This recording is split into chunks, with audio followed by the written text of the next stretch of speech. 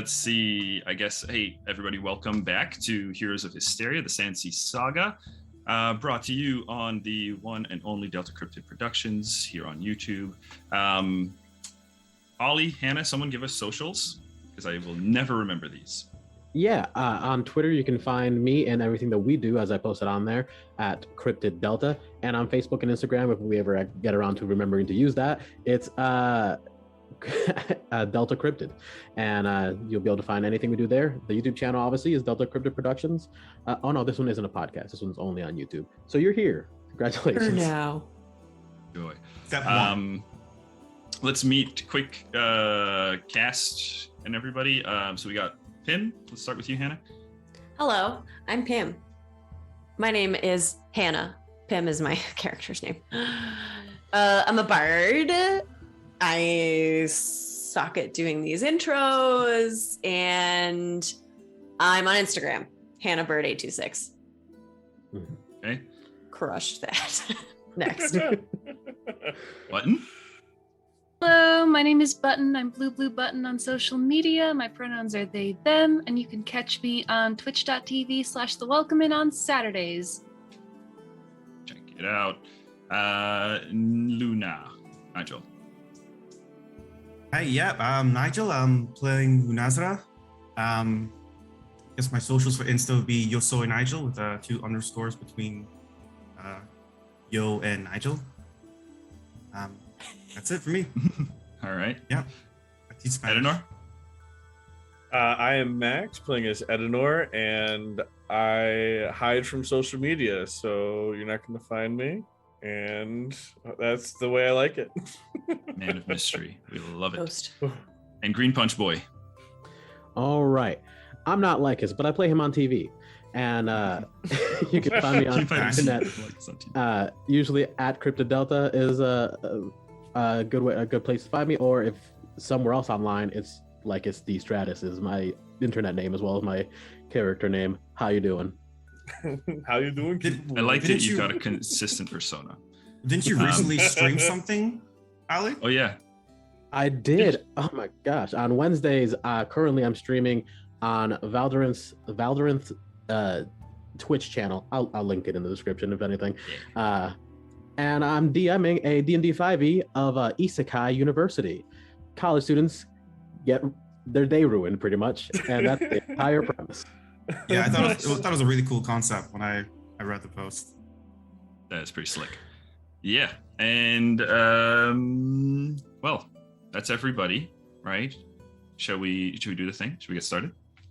Let's do the thing. All right, let's do it. Okay, so in our last installment, you had all managed to escape the gargantuan alien ship just before it managed to regain control of itself.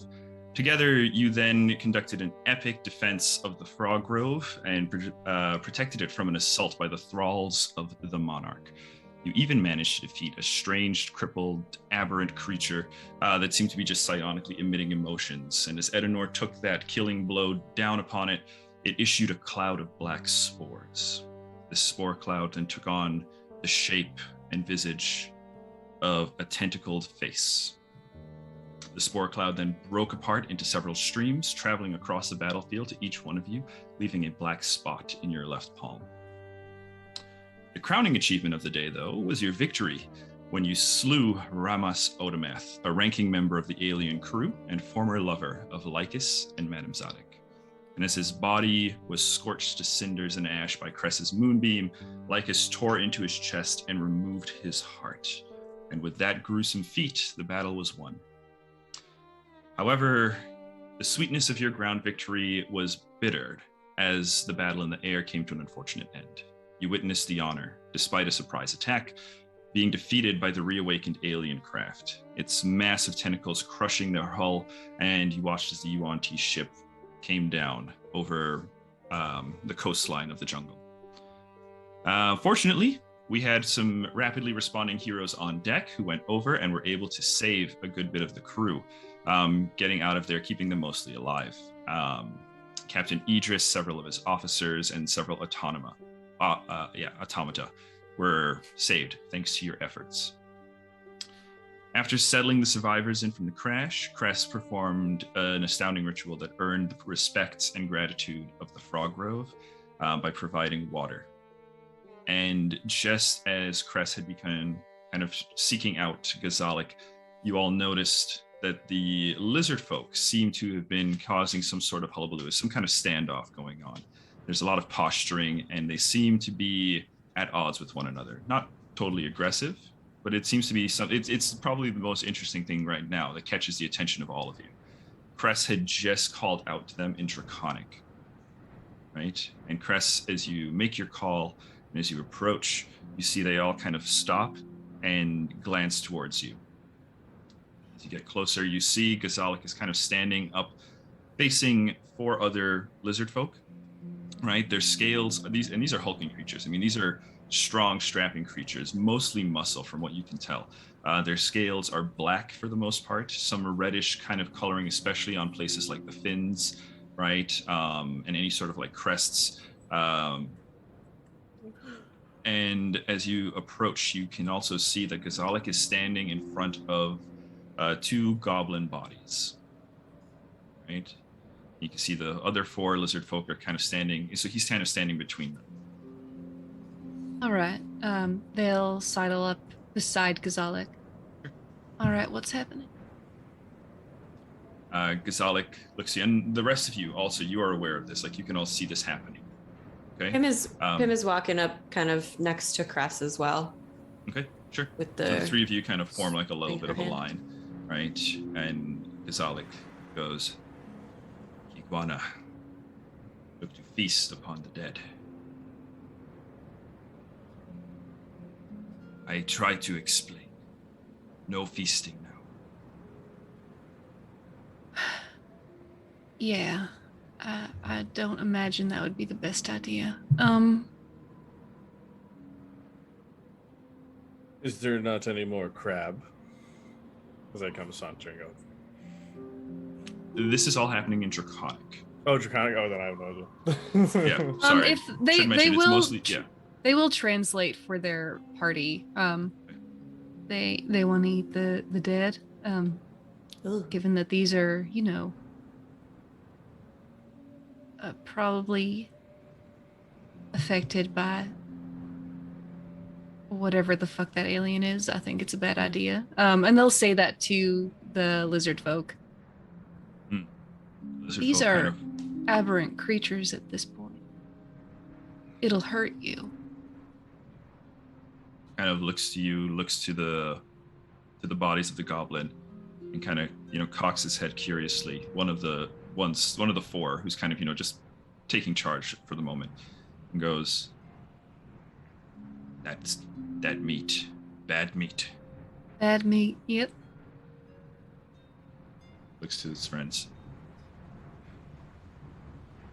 Bad meat. And they will, I think they've learned a lot about the scum. I think they will just go through just kind of what to look for with the kind of porous, watery substance that seems to be their physique. They'll go through the cracked skulls. This may very well have been terrestrial at some point, but it is now problematic and you don't want to eat it. I promise you. I can concur. I took a bite of one time. Very, very unpleasant. You like to bite things, don't you? Oh, what would you like to know? Him blushes, just full red face. But no, Luna, you do you magic. Can you burn these away? If you want to solve this problem, they're a bit more simple-minded than that. Just direct them towards a bigger food source. I'm sure there's more crabs in whatever direction. Hey, maybe there's parts of these bodies that they could use, though. Like, not eat, but use in some other way. But do we want to risk having whatever ailments might be in these lingering about? I'm gonna Can I try to investigate the bodies just to see if there's anything I can gather about what would be useful versus dangerous to use on these bodies? Sure. And actually, roll at advantage because Gazalik is kind of crouching down, right? And for those of you proficient in nature, and Cress especially, is that a net 20? Yeah, I don't even Okay. need advantage. Okay, yeah. So you even kind of start going Start her out. Yeah, before Gazala can even begin to kind of, help guide you through how a lizard folk might, find ways to use a carcass, right? They are known cunning artisans, right? They are known for being able to kind of form equipment and whatever they might need from their kills. They use all of the body in terms of, any sort of bite or whenever they come across something like this. But you're able to kind of see, yeah, for sure. It's the long limbs could be used as clubs or fashioned into hilts, right? Some small finger bones could be used to make blow darts.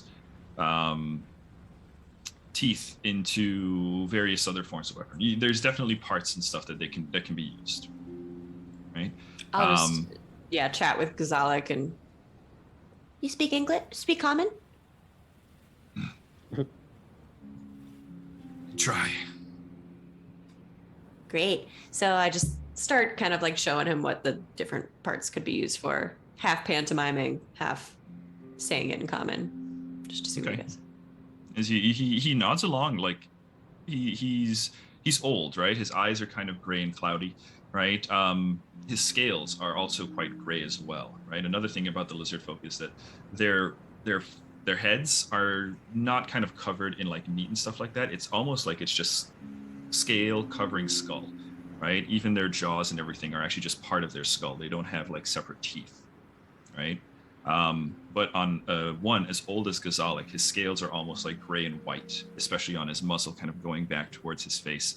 And as he kind of crouches down, watching as you kind of, point things out, he nods along. And what do we have for passive insights in our crew here?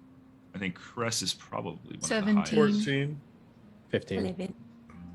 Okay, those of you above a 13 can sense almost like a shift in Gazala. He becomes very curious, but he's not curious so much about the body as much as he is about him, right? And Cress, I think you said you have a 17, right? Mm-hmm. With that, you can also tell that he's not only just curious about him, but there's almost like a spark of recognition, possibly.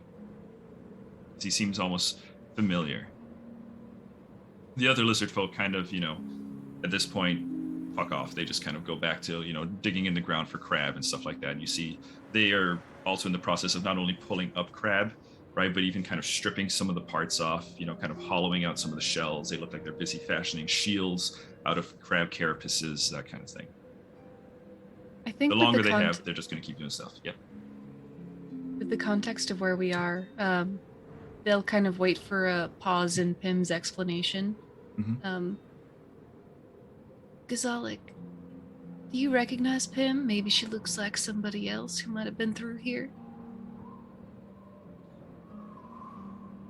Kind of nods his head as, the meaning of your words kind of sink in. Reminds me of two small ones that came to the Kikwana not long ago. Two. Yeah. Those are probably my parents. Ah. Brina and Brock? Rena and Brock. Yes, you are Dyrev. Hatchling. Yes, I am. They're hatchling. Did you speak with them when they were here?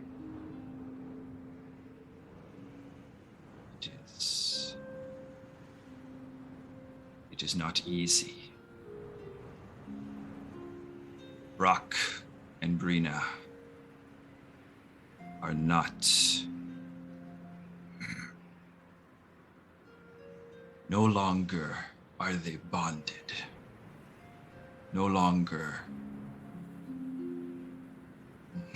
Kind of looks to you and says, Cress in Draconic, together trying to you can get that he's trying to describe the concept of marriage, which is not something similar, not something really known in the lizard folk.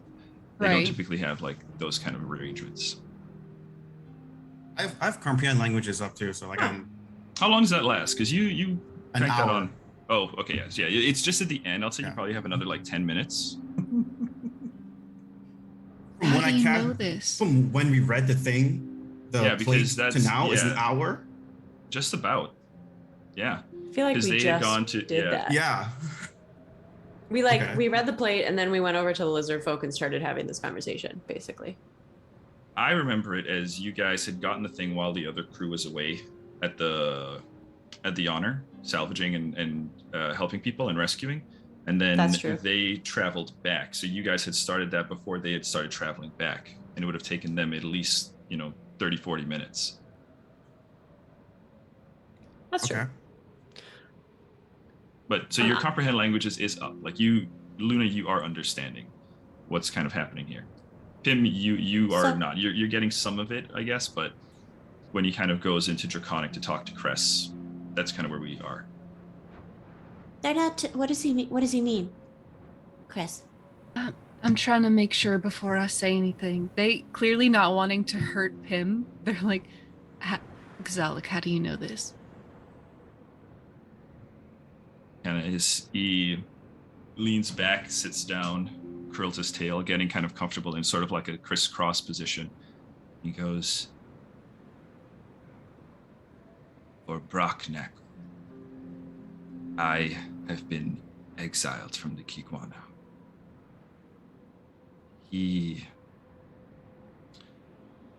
The Brock and Brina came to Kikwana.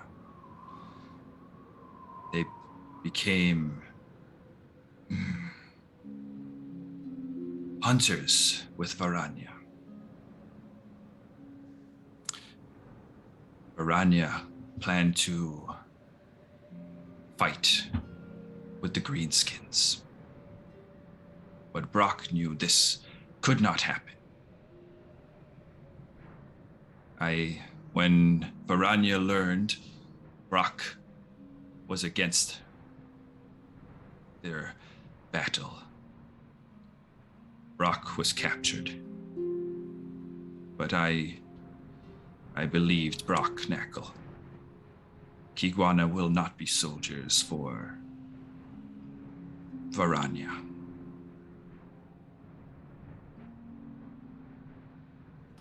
I helped Brock be free of the Kigwana, and after that, I was captured by the Greenskins. Brock, I believe, escaped, planned to come here to Sourskins. So the Greenskins are orc, correct? Greenskins are goblins. Goblins. Okay. Okay. And so they will pass all of this along and then ask some clarifying questions because he hasn't answered their question. It's okay. How do you know that Brock and Brina separated if they were together? Brina and Varanya are of the same mind. Brina is prepared to use Kikwana for Varanya's fight. Okay. Where is she fighting the goblins, the Greenskins? They attacked the goblins' tower, the Red Tower. They attacked Muldan Ardan. All right. They will now start passing everything along to Pim, just very gently. So, your parents seem to have disagreed on what to do. Brina went with Varanya, one of the lizard folk warriors, to attack Muldan Ardan, the Red Tower. And Brock believed that this was a bad idea. He came here after living with the Kikwana. Xalik, was banished for him. For him? You What do use- you mean? Kind of Gazalik helped Brock. Helped Brock Gazalik. escape from the the goblins? Yeah. And then Okay. came here. He's been here since.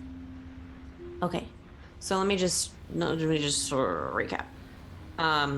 So Brina and Brock were hunters with Baranya, and they were gonna fight the goblins, but then there was a disagreement, and Brina stuck with Baranya. Brock left because he didn't think it was a good idea to attack Moldon Ordan. Brock came here to the lizard folk.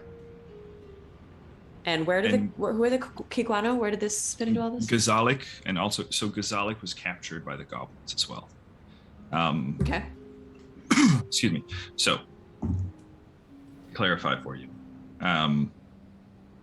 Pretty much everything you said there is correct, except once Gazalik and Brock came into contact with the goblins, Gazalik was captured.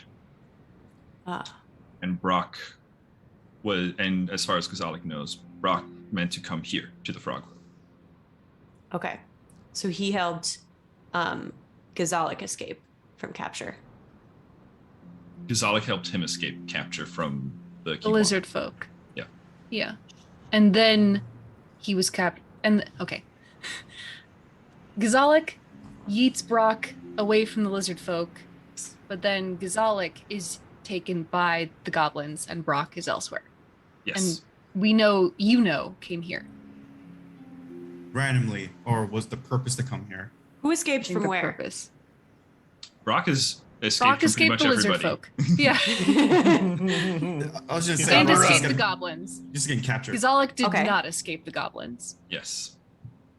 Gazalik, Well, looking at, kind of watching the two of you kind Until of now. discuss this, kind of inciting this himself. He's a wise creature as well, being as old as he is. And he asks, "You seek the knackles?" More of a statement than a question. And he goes, "Where Brock is, I cannot know. Should be here. But Brina remains with the Greenskins. with the greenskins? Varanya and Brina. And Varanya and Brina attacked the Red Tower. Brina did not escape the Greenskins. Wait, so my mom is still in captivity somewhere? In Moldon Kind of- Ordan, I think. Nods. Well, I have to save her. And where's my dad? Why isn't he saving her?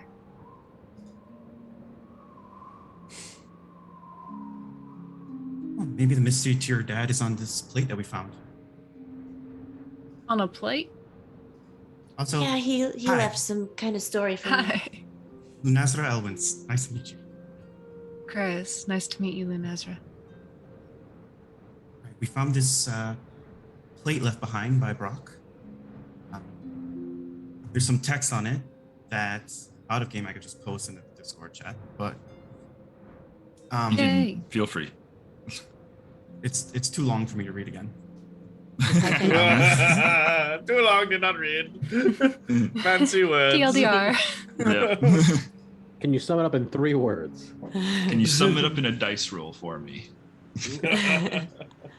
You know it. So perhaps this can point some direction. I haven't put much thought into it so far. Gazalik,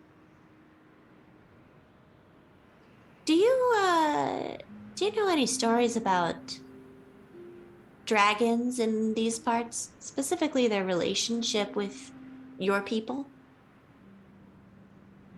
I mean, I know dragons haven't been around for years, but Kiguana have many stories of the great lizards, the great scaled ones. Varanya is said to be Vutha Kepesk. Oh. I was at her birth, wasn't I? You were at, yes, the hatching ceremony. Okay. What the lizard folk here call the Thanak.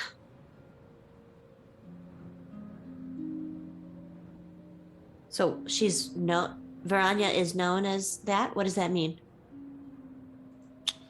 It's an excellent question. Let me pull up the translation for that again real quick. Essentially, she was born pure white with this black mask of a face. Legend has it that she may be one of the 5 aspects of Tiamat. Oh.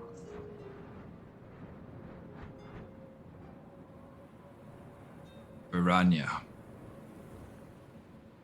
has awakened the Vutha Kepesk. The Black Storm is what that translates to in Draconic.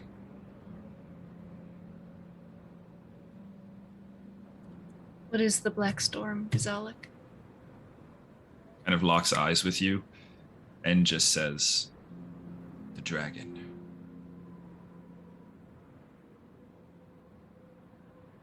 Hold on.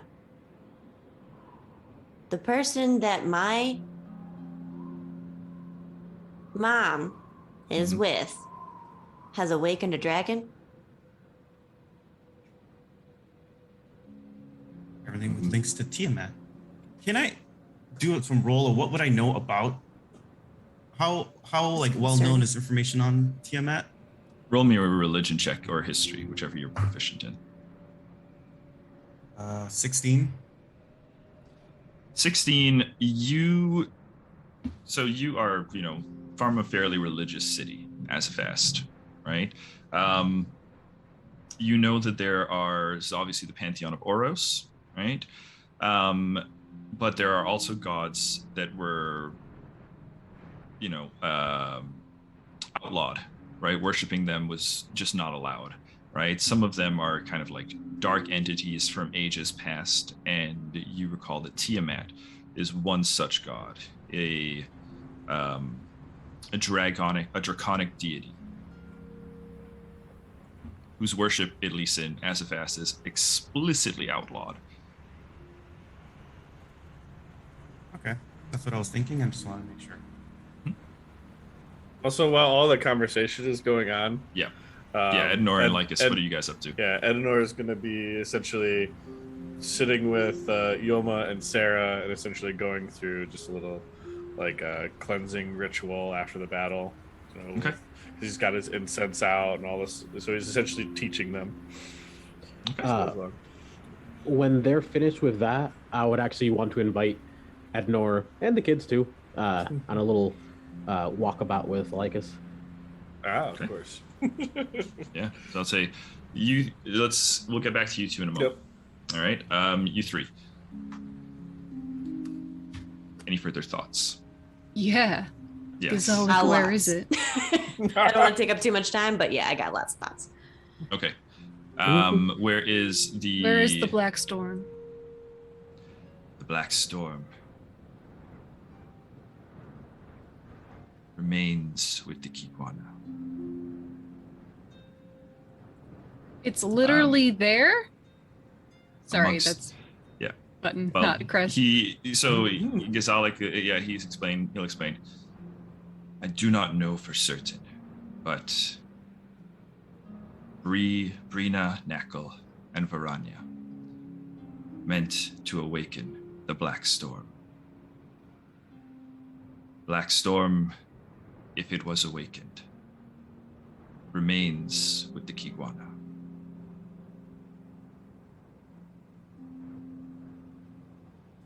The Kigwana? Sorry, you're not the Kigwana? Who's the Kigwana? The lizard folk. Kigwana or the lizard folk? That's He the was name of the tribe. exiled from the lizard. He was exiled from the lizard folk, so he is no longer Kigwana. Okay, so that's like a... Yeah, okay, got it. It's like the nation of the lizard. Got it. Their group. Yeah. It's me as well, Hannah. I'm just trying to keep up. Okay. Yeah. A lot of the words are in Draconic. Yeah. Okay. So Brock came here. I'm just trying to figure out why he would leave my mother, but Seems he disagreed with bringing back the Black Storm. yeah, but they've had disagreements in the past. They don't leave each other. They don't do that. They stick together. They always have. If we're looking at this plate, it literally says, "Can you help me deal with the dragon?" Your father is against the dragon. For good fucking reason. And Cress looks incredibly perturbed. Yeah. Like, why would my mother want to awaken a dragon? That just doesn't seem... I mean, she's always been adventurous, but damn. Yeah, something seems out of hand here. Yeah. Varanya. I need to know more about Varanya. She was born about 30 years ago. How do you know this? I was there. Okay. For her hatching. It's a pretty solid alibi.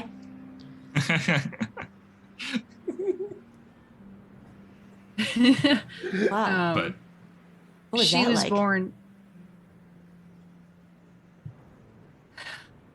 So That's a Cress, complicated question. roll me a history or nature, whichever you feel more proficient in, or you preferred. I'm good at both. I think they're both One second. intelligence anyway. Yeah, they're the same. So 17. 17. Well, you remember from the hatching, right? The hatching ceremony. The lizard folk they're all about survival from the get-go.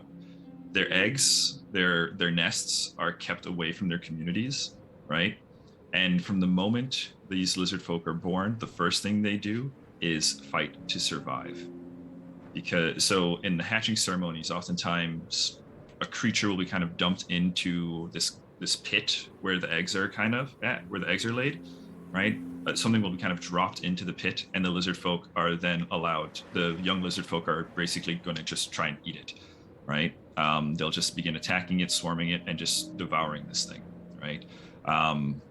Occasionally, if it's been like a really tough year or something for the hunt, it's not uncommon for them not to put anything in at all, in which case the lizard folk hatchlings turn on each other. And then on occasion, they will also deposit not just beasts in there, but even humanoids, enemies of the Kigwana. Right? And those hatchlings are said to be particularly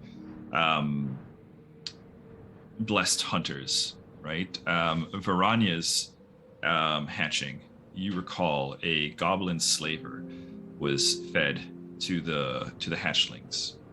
And as they emerged, they immediately kind of turned onto him and devoured him. They will relay that, and then they will add that she was special from the get-go. Again, the appearance with which she was born, it had significance to the Kigwana. This all-white body with this black mask. Tiamat, the five-headed dragon, one of its faces is black. And it sounds like this black storm might be related to her in some way. Okay, so she's some sort of instrumental person in awakening Tiamat, if that was to be someone's goal. That's correct. Is that not the Kigwana's goal? Yeah. Is that right? They certainly worship dragons. They are their kin. There's a great reverence between them. Wait, did you answer this before? Because they're like, why did you help Brock? Because if the Black Storm is awakened, the Kiguana will serve as soldiers. Kiguana will die for the Black Storm. Kiguana must live for Kiguana. That is the way. Brocknackle knew this.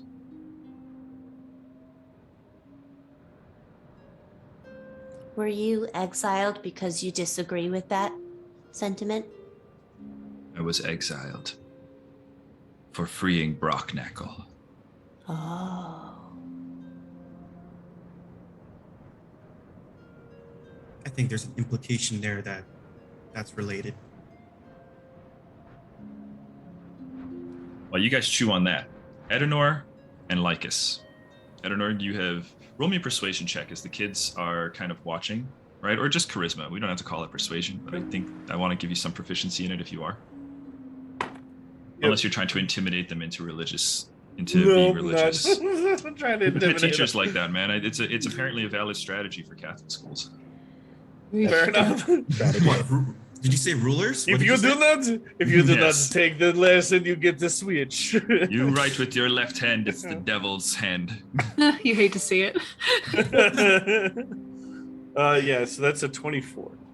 24, yeah. Okay, they are absorbed in your teachings. They are following closely, right?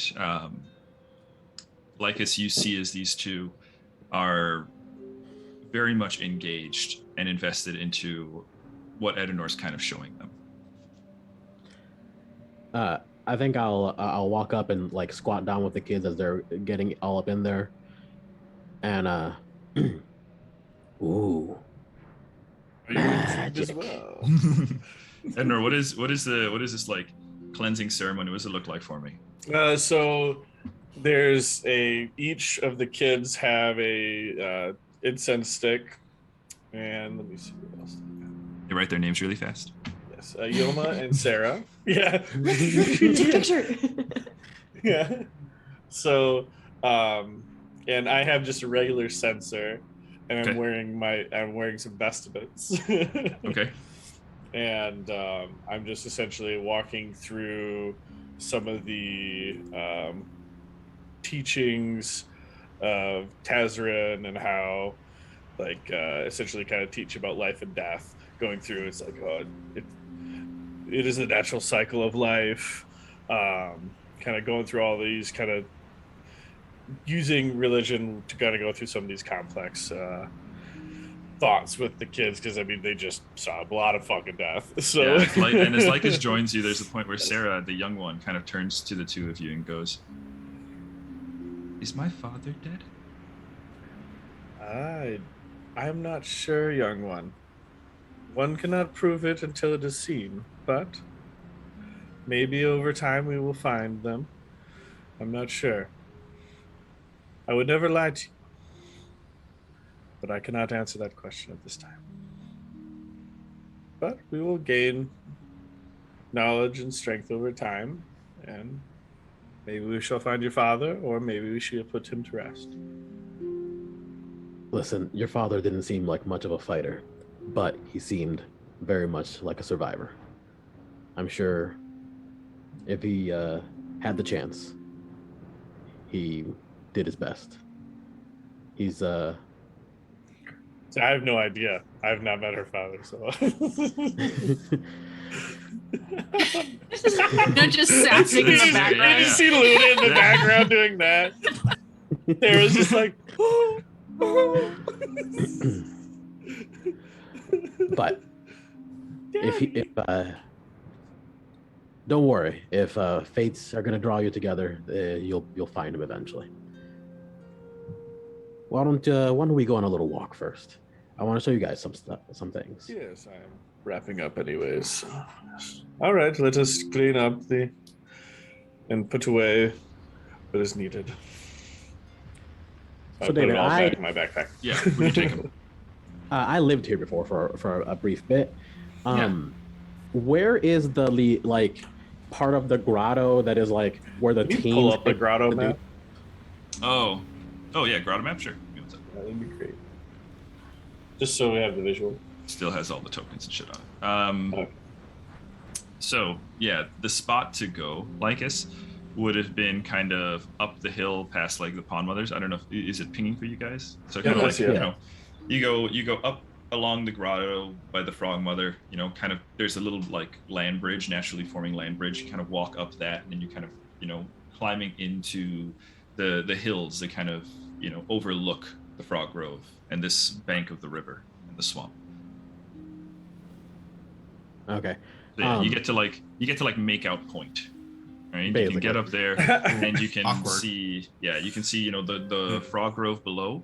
You can see the embankment, the shoreline where the Honor crashed down from there, right? Roll me a perception check. Let's see if you see anything else while you're up there. So we're all up there? Yeah, you're up there too, so you can roll too. Dramatic. Yeah, it's cocked die. Let me try You could have just said a lookout point. You have to say a make-out point as they go I up said there for the with like teens. 2 kids. That's where all the I frogs love go, how you offended know? you are. Yeah, That's this is where these frog kids would go. Yeah. This is the naughty French spot for the froggies. 2 frogs French kissing was really crazy. Yeah, they could be at a distance too. So Yeah, it's a long point. This is how the French frogs do it. My first kiss was a frog. Anyway. Good to know. Canon. Anyways, that's a 13 on the dice, and I forgot what perception. Perception, yeah. 11. 18. 11. Okay, so you, Edenor, just kind of like spy, that stuff there, as previously described. Lycus, from up here, you get a pretty decent vantage point. You're looking out, right? And you can see not only all of this stuff, but as you kind of like look and kind of pan backwards towards the mountain, you can even see there is, the river kind of going along is broken. It's just dried up. The bottom is like cracked soil kind of going down the line. But you see, small like glimmering lights in the distance as you kind of like look down towards the bank.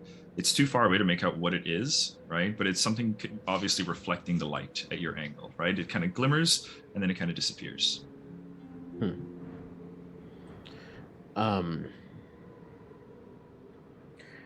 I'll keep that in mind for a smarter person. Yeah, than Lycus. It's nothing. It's nothing Story that of my life. should like deter you right now. But you can tell that that there is something kind of shiny off in that direction. Shiny thing to your left. Stop. Do not look at. Don't stare deeply into it. I Oh saw God. him and I looked away. Yeah. Okay. Fair enough. That's good practice for Lycus. Yeah. they're ready to cast a spell. So while we're up here, like this was, the hangout spot for the Gripply and me when I was a little wee lad, and there's stuff that we've installed here. Like there are swings that we made out of like vines and shit that are still Nice. barely accessible, and brought the kids so they could play. And I want to saddle up next to the Edenor and just ask them. So, I was hoping to talk to you. Ah, yes. This is so romantic.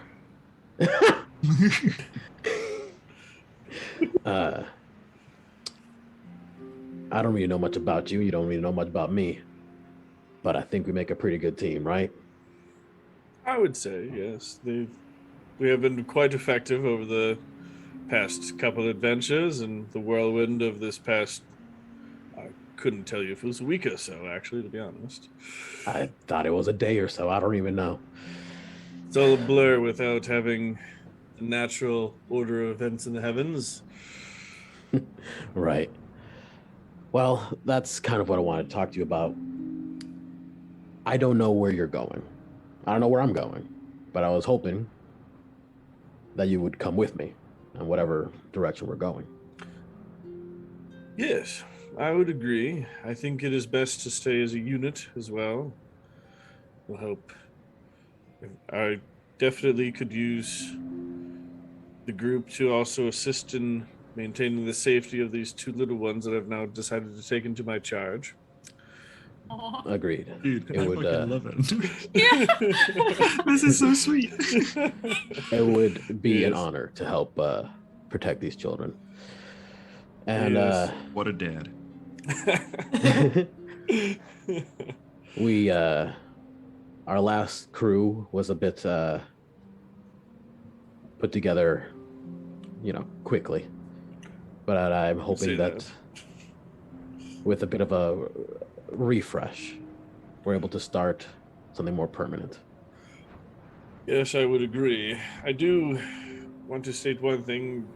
I know that we'll want to leave this location probably sooner than later. But I do have a couple of just ideas, though, how we could maybe help the Gripply around here. I believe there is plenty of wood, and before it becomes too brittle or whatnot, maybe we craft some sort of covering so to at least protect the water and keep the sun out of it. So then we can maybe present some more or introduce more water into the system, maybe through Cress and myself, as once we have time to rest, of course. But maybe spend a few days and help the Gripply out. They've been through quite a bit. And I don't think they were expecting to have those monstrosities fall upon them. The Gripply were my first family since I woke up here, and I would love to help them. Yes. And I think that one of the first things we should do is celebrate. But it's hard to celebrate in these conditions. But I think I have something that might help. I want to take him over to this big tree with like a giant hole in it that kids would walk inside of and all that. Okay. And inside there, I want to take him in and basically have him help me move a big boulder. Okay. Underneath which is 3 barrels of swamp wine that me and Grandpa or whatever made together. Yeah, What's you happening Gum here? Dub, you Gum Dub, and Wubba Dub Dub all kind of made this stuff. Wubba Dub Dub is an excellent brewer.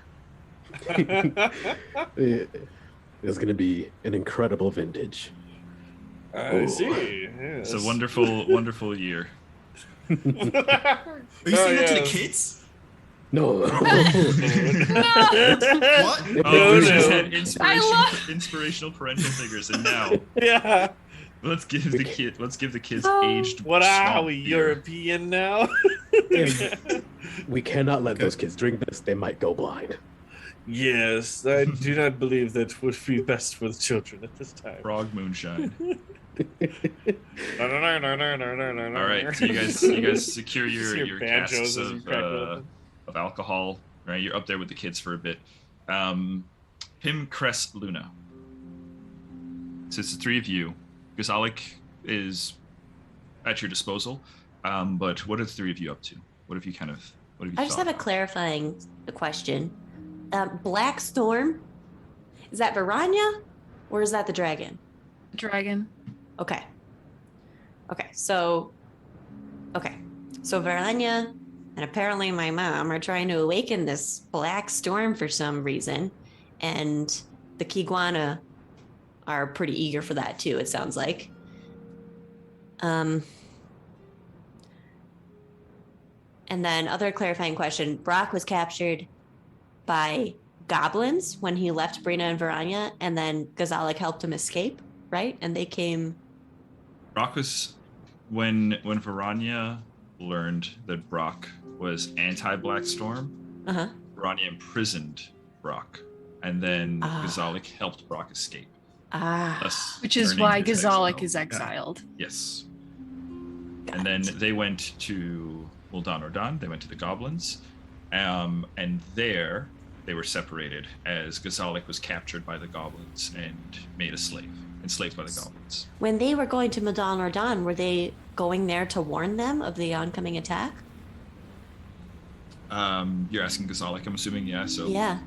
Gazalik goes, I know not why Brock sought out the greenskins, but after I freed him, we didn't have much place left. Varanya is an excellent, is very good hunter. So you had to get out of there fast. Yes. We have not seen a hunter of like Varanya since, kind of nods to you, Cress, the one we call Ardu Uraka. Kind of nods to you, Cress, and in Draconic that translates to the peaceful hunter. Is that who I think it is? It's you. He's nodding to you. Oh shit! I thought he was okay. Oh shit! You're a peaceful hunter. That's me. That's so nice. I didn't know you were famous, Cress. That's how they remember Cress. Oh. Well, that's good to know. They're looking very. There's a lot of concern happening. Yeah. I'm sorry this happened to you, Gazalik. Pim, I'll go wherever you want to go. You know that. I'm sure this is a lot to take in. Well, do you know where my father is now? I have not seen Brock Knuckles since Mudan Mudan. Oh. How, okay. How did he leave that thing for me? If he didn't come back here. I thought he had come back here to the Gripply village at some point. I knew he meant to. And if he found the thing. You know he made it here, but from here, you don't know.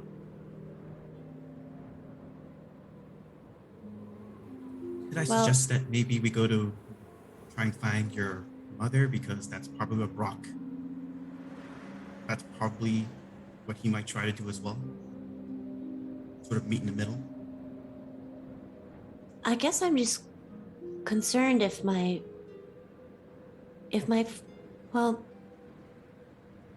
father has always had a really sound moral compass. And if he's concerned with this plan that Varanya has, enough so that he would separate himself from my mother even, then that's a serious concern to me. And I would be more interested in finding my father first to get more information about what the hell is going on. Pim, if you can describe him to me in as much detail as possible, I can try.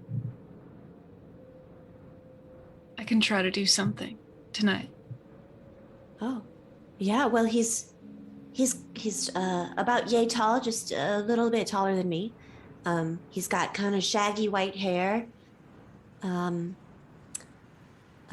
sort of rugged features. He usually has just little chops on the side, but otherwise doesn't grow much facial hair. My mother always wanted him to have a beard, but he couldn't grow one, and that was a source of strain between them some days. Ouch. Ow. Damn. Yeah. Why don't you grow a little taller Yo. too? My mother's very particular in that I want to way. summon a black dragon, but if you don't grow a beard, we're done. The deal breaker. So yeah, he wears colorful clothes. He's an artist. He plays music, so he wears kind of whatever he feels like expressing in the moment, but usually it's like he wears a lot of greens and blues, cool colors. And what's he like? You said He's very I think funny. we sound funny. He's very funny. He's I've always thought of him having a very sound sense of morality. Not that my mother doesn't too, but they have disagreed on things in the past as far as what's right and wrong. Anyway, he loves people. He's very outgoing and friendly. He makes friends pretty easily. If I'm remembering this He has correctly, magical abilities. he's a bit of a mischief maker at the uni as well. Yeah, why don't you knew him pretty well too, so.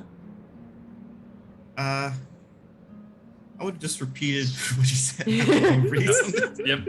I think hearing this description and seeing Pim perk up at this conversation, they'll just put an arm around her shoulder and just say, you sound a lot like him. Yeah. He's my dad.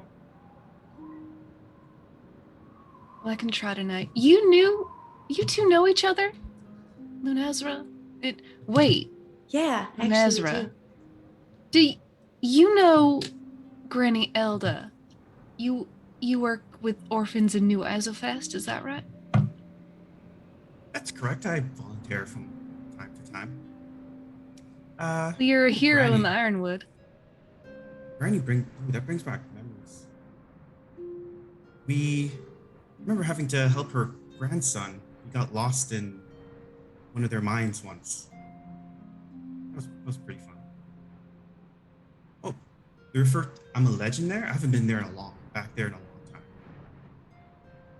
Well, they've been taking a lot of refugees, and from what it sounds like, you've been helping quite a bit. Are you from the Ironwood, or are you from Azofest? I saw your magic. It reminds me of the Emerald Union. The Emerald Union? It's say a conclave of druids in Azofest. I'm from Zeledil. Zeledil? Zeledil, yeah.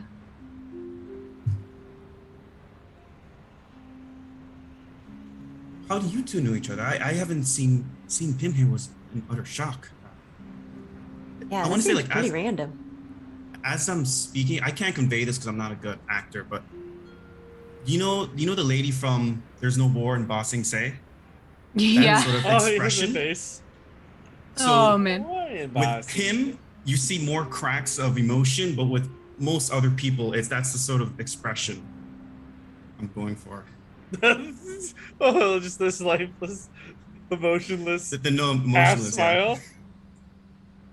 You see cracks of it during it, but so sorry. Repeat. So yeah. How do you two know each other? Well, I was staying in Zeledil. My parents and I were staying there. Our travels brought us there. Our studies just brought us there, and I became close with Cress. Partly because you're the only sea elf I know that spends a significant amount of time in actual real air. The biodome was a place where I could go get a breath of fresh air every once in a while, and it's kind of where you hung out too. Yes. That reminds me, Pim. You were researching something called the Storm Wardens? Mm-hmm. Do you think that might have to do with this black storm? Maybe that's why your mother's interested? Could be. As you guys are having this conversation and contemplating it, Lycus and Edenor, I'm assuming you're grabbing your barrels and coming back down the hill. Yep. Yeah, there would be one more thing I'd want to do, if that's okay. Yeah. This sort of came up before we started playing, and I said a thing, but really I think I want to do that now. After watching Edenor and the kids do this little ritual before we head down with our wine. I think I'd ask them if they could. Would you guys? I don't really know much about religion or anything like that, but you kids seem to pick it up pretty good. Would you help me put someone to rest real quick? And I want to take the heart that of Rami. Yeah, that was what I called them. dig a little hole, put it in there, and ask them if they would help me do rites of death. Are you talking to the kids directly? Yeah. Okay. I'll just be listening. Yeah, they'll agree. Sure, we'll help. And try Edenor, they'll kind of come over to you, borrow some of the incense, that kind of stuff, right? And as you bury the heart, right, you take your moment, they'll kind of conduct the ritual, around you on either side. I'm gonna roll. So you did really well for teaching them, so I'm gonna give them both the option to kind of consider it. Should they roll a con check for the wine? How strong? They haven't drank any wine. Oh, okay. Communion. Okay, so actually, Yoma does really, really well, right? Yoma got a 17, but Sarah got a natural 20. So Sarah is really takes to it like a duck to water. The chant is spot on, right? Honestly, they both do very, very well, right? But Sarah looks very impressive.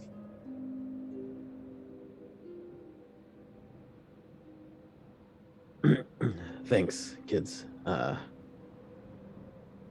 It's been a long time, and it was due time that my friend got a proper burial.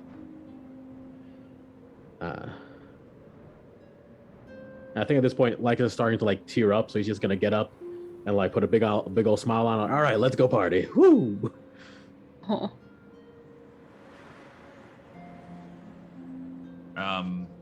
So with yourself and Edenor, you guys are able to bring down those three casks. All right, just fine. You're both quite strong individuals. You three, Cress, Pim, Luna, you see as Lycus, Edenor, and the two kids are coming down from the hills with barrels. Now you guys are, they're just on that little land bridge, right? You guys are, wherever you are, probably down by the pond or something, right? So you can see them kind of making their way down. Mm-hmm. And Lycus, you can see the rest of them. Barrel together. Okay, yeah. So you see the kids carrying a barrel as well. Everybody's carrying. They want to they want to help. Absolutely, right? Kids are strong. Luna, how did you get here? It just seems so random that you're here right now. You're muted. Oh, no, you're back now. Oh, there you go. We could. That's sort of a story for all of us. How we got here. You, Paul. How did I just remember waking up and being transported to this goblin village as a capture, and I found my way out. It wasn't a big issue, and a city started falling down from the sky after I escaped. A city fell from the sky? I was on my way to Muldan Ordan, and that's correct. Buildings started falling from the sky. And I thought this was an intriguing event. I can't let this pass by. I had to go investigate. Curious mind. And that's where I met Lycus and Edenor. Oh, you're with the wolf man. And on cue, those two plus the kids are with you guys now. So the whole group's together. Who's Edenor? This Ismar fellow.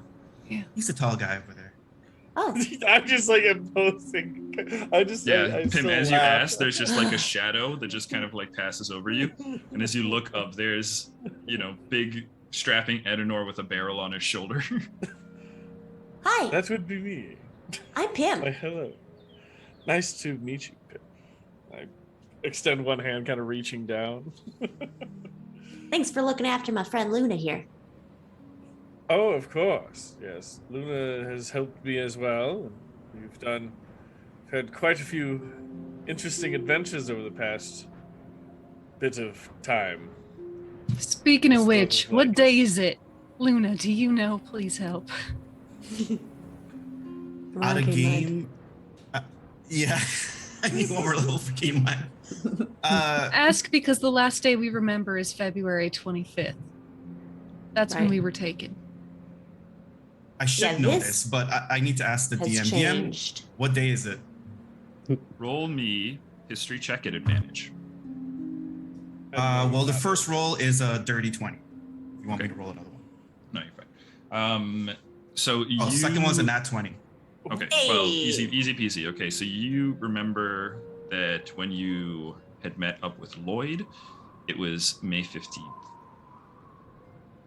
So it's been, just kind of calculating rests and stuff like that. You've taken at least 3 rests since then, right? So May 18th, somewhere around there. You reckon it's like mid-May. Well, time is a little bit harder to judge. If I were to take a estimate, I would say around May 18th. May 18th? Within that vicinity. Hold on.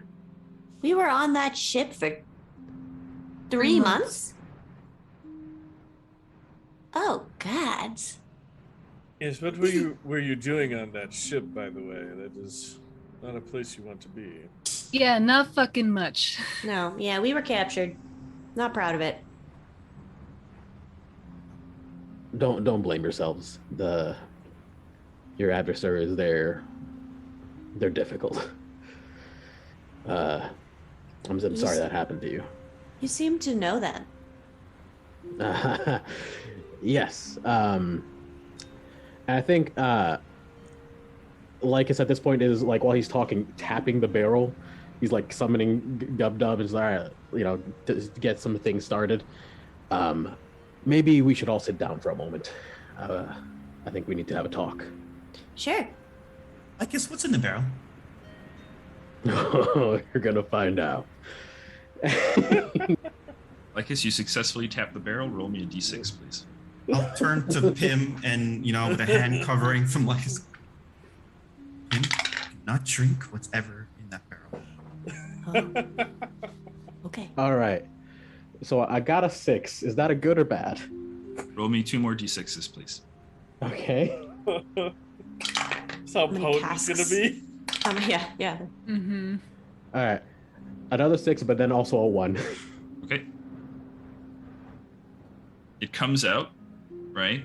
And it's viscous. It's kind of foamy, right? But it looks like thick, like if you can imagine beer just being a little bit thicker, right? It kind of comes out, right? And it comes out with a kind of purplish and orange swirl kind of going on, and it smells like cinnamon roots and herbs. Oh, hell you get yeah. a very distinct whiff of that. Okay, so doesn't smell like swamp? It smells vaguely of swamp, but it smells more like herbs. Like it's not bad. Okay. That good. smells amazing, but looks toxic as fuck, Lycus. I'm not gonna front. No, you are correct. It is. And he starts to take a drink. Okay. I think Edenor will also. You tip it, and you're drinking this. You know that this was kind of something that you guys made back in the day, right? So you're kind of aware that it has some weird effects at times, right? Assuming you're probably going to go along with the ride here, or what are you thinking? Do you want to roll a save against it? What is?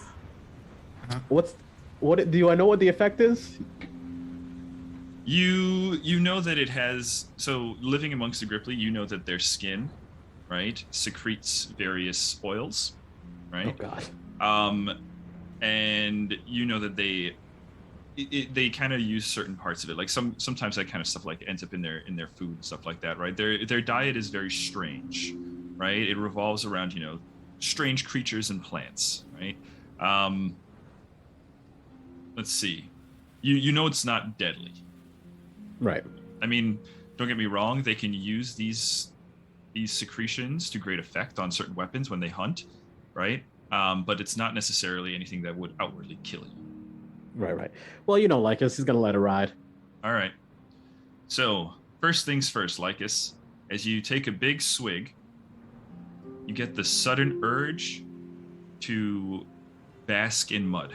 You are looking for you guys are near the pond, right? And as you kind of take the swig, you just feel like sitting in kind of like the low tide where it's a little bit, a little bit squishier, a little bit muddier, right? That's just exactly where you want to be. I don't wear Brelycus doesn't wear shoes, so he just kind of, walks slightly over and just that thing you do in the sand where it's kind of wet. Yeah. You just put your feet you just squeeze your toes in there, and this is just everywhere you want to be. Lycus has this incredibly satisfied look on his face. Lycus, and as you kind of like look around to, and you see some of the other Gripply, right? You just find that they look like it's like having beer goggles on, but towards frog folk. Yeah, They're very, very, very, good-looking creatures, quite attractive. Oh my god. Well, hello there, wubba dub dub. Yes. and Gub Dub asks you, "Is it any good?" Oh, it's great, my friend. Okay, and for the rest of you, so Lycus, this is a conversation that's just happening. For the rest of you, you actually hear Lycus speaking back in these kind of like tonal sounds, right? It's guttural. He is speaking back in Gripply. As Gub Dub speaks to him in Gripply. Did I make noises of Gripply speak? Yes, pretty much. So the two effects on you currently at the moment are you want to hang out in the mud, and you find Gripply charming, and you can speak Gripply. Cool. All right. So with that in mind, Lycus is still going to try to have a genuine conversation with these people that he's gathered. Okay. And are you speaking Gripply the entire time? Yes, as Lycus is talking to all of you, he is kind of like filling his cheeks and even oddly his throat with air as he kind of makes these sort of like croaking noises towards you all. Lycanthropes always I don't think so. Me. As he's sitting there, as he's like, just squatting, wiggling his toes in the mud, croaking at you all. Okay. Not sure what to do with that. So they can't understand. They currently can't understand you. Luna, how did you end up with these two? How did you three meet? Well, I'm sure Luna can explain how they met Lycus. I had a interesting entrance. What do you mean? I know. I'll let Luna start it. How I met Lycus. So on my way to investigate this fallen city, I ran across this intriguing fellow you see here that is making belching noises at us. We can't understand you, Lycus, in case you're wondering. And at the time, I thought... You can understand them. I thought strength in numbers. And he said he listened to the wind and then happened to find someone else in his group. And I thought, if someone has that sort of amazing luck, I'll see where that goes for the time being. Because after that, finding that person, he led me to finding Ednor, who was sort of a crash landing type of meeting. We had made our way to a church, and while Scum was just about to attack, a fallen creature came through the roof and landed. No clothes. I think he had maybe just his shield and mace. Can you correct me there? No, I actually grabbed that from a fallen faithful. Fallen body. Wow. Yeah. Do you remember anything, Edinburgh? There's bits and pieces. I'm still trying to regain some of that. As you can see, it indicates the kind of still healing. Like you see, there's a scar that was magically healed. I did land head first at a very high velocity. Oh my. Yes. So it does joggle the brain, I guess you can say. But it, I'm sure in due time everything shall start coming back into focus. I saw Would that you you. like- Oh, go ahead. Yeah. Oh, I saw that you have wings. Oh yes, That's pretty cool. I've only I seen that a do that handful on of occasion. times in a people, handful of and that's times. Oh, yeah. that's still impressive. Were Well, I they travel a wings lot. like mine? No, I've never seen wings like yours. Those are Yeah, me neither. big. Yes, they are. It is quite big.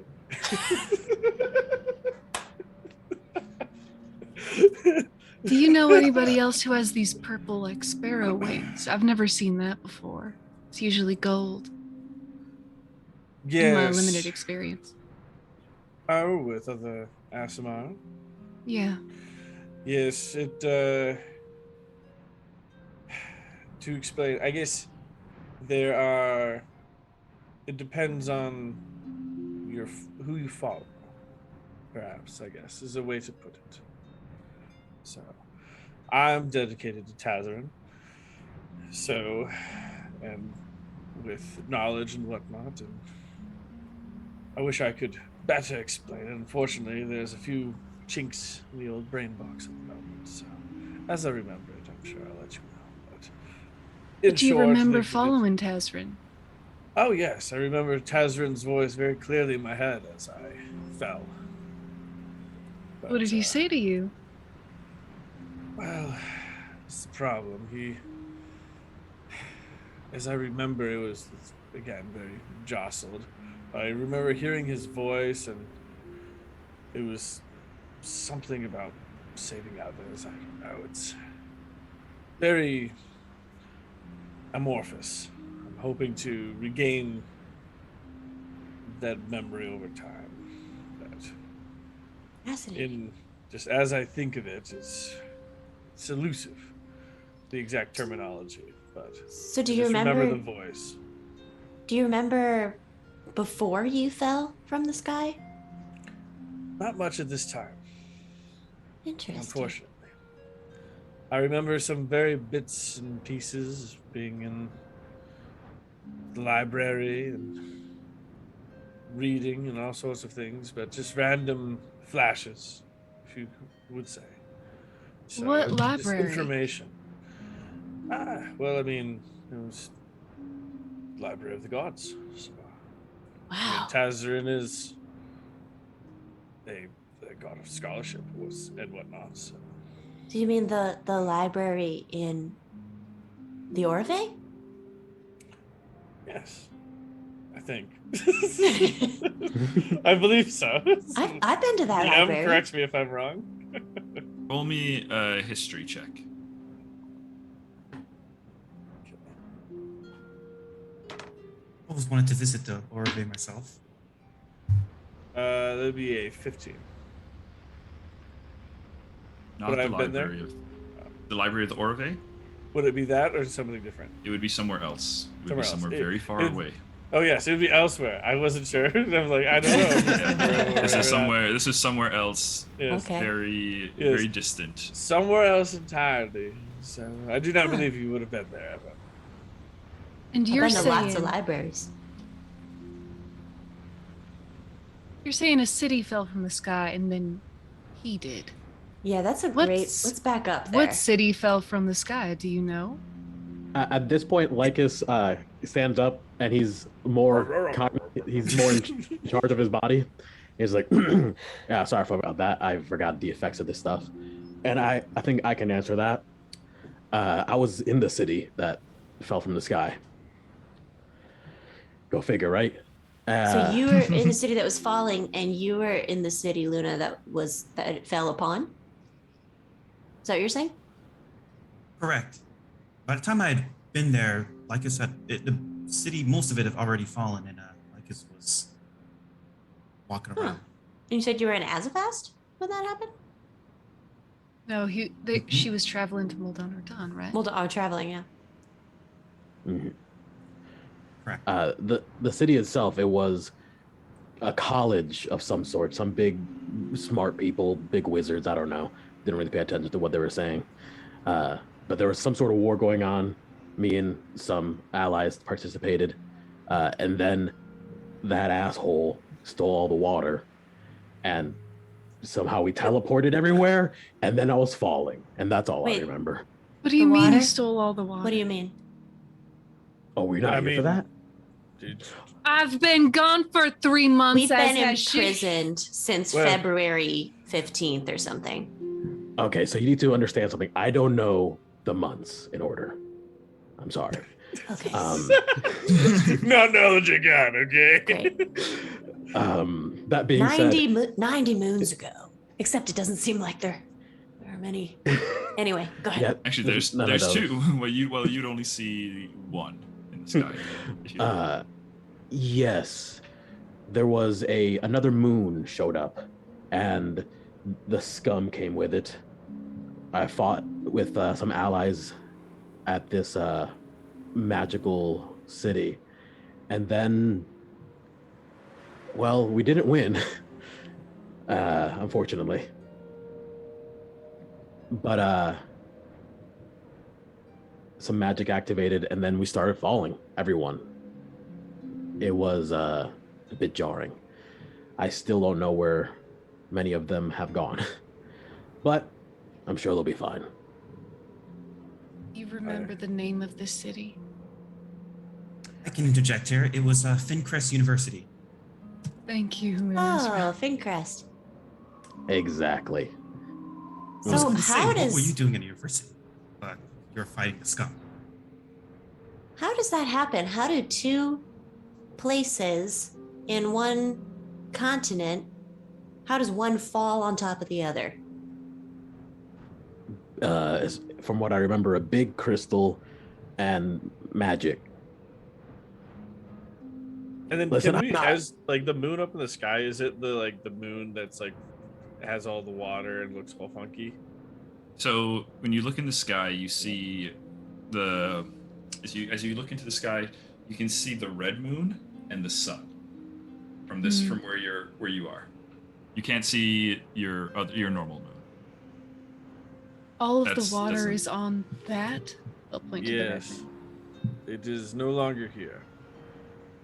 The oceans are gone. Everything. I mean, look at the swamp. It's barren almost. That is I- there is a big difference with the swamp drying up and a fucking ocean drying up. All of the oceans. Really? Yes. I can attest to this as on my way to Mordon, I had to walk across some sandbanks that used to be ocean. It's, Pim just knowing what this means for Cress is just going to put a hand lightly on Cress's arm. That's all. I'm sorry. But this actually brings up an issue we still need to talk about. You two were captured for a while, were you not? The people who captured you, I knew them very well. They weren't always those people. Back when I knew them, they're Rami and Z. He was kind and caring, and she was passionate and thoughtful. They changed before I realized it and started hurting people.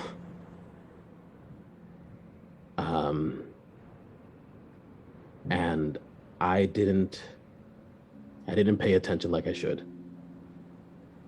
But I think that she started to worship, commune, connect with something connected to the thing that took our water. The monarch. Yes. And I don't know what that connection means, but it was sometime before it all happened. And if we have any chance to make amends for what happened to you, or maybe even learn about what's going on, maybe even fix things, change things, I don't know.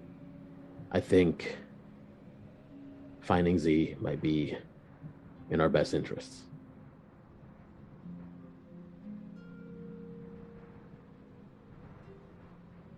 I remember her saying something. When we were on the ship, there was a period of time where I was talking with Z, as you call her, and she was sharing freely with me details about the monarch and a relationship with it. I remember Z saying that the monarch was going to perfect Histaeria and complete the cycle. Whatever that means. Probably nothing good for the people who live in Histaeria. All I know is this monarch despises the gods and despises organic life. Monarch is not our friend. Well, and it sounds like Cress is kind of like composing themselves. It sounds like I cut open one of the scum and sort of studied it, and they're composed almost entirely of water. If that thing consumed the oceans, then it's probably creating more enemies for us. With the water it took. I'm sure. That's probably a valid concern. That is. I do not think we are strong enough to fight it at this time. It's something that Fight it? build ourselves. I don't even up. know where it is. Yeah. Lycus points up to the sky. Even I cannot fly that high, so. Well, We're gonna need Yeah, just a You tried the next long rest. form of transportation. yeah, we're gonna need another boat. Yes, and hopefully this one doesn't get destroyed. I take responsibility for neither of those two. Yeah, Are that you- really wasn't anyone's fault. You suggesting we get a ship that can go to a moon? We actually know Well- the vessel. It's not a ship. We actually, it can't go that far in its current form, but it's a reliable form of transportation with a crew. With It's what we were It's what we were pursuing when we were taken, Yes. which leads me to believe that the monarch knew about it. Yeah. Oh, and if he It's called a captured- rocket.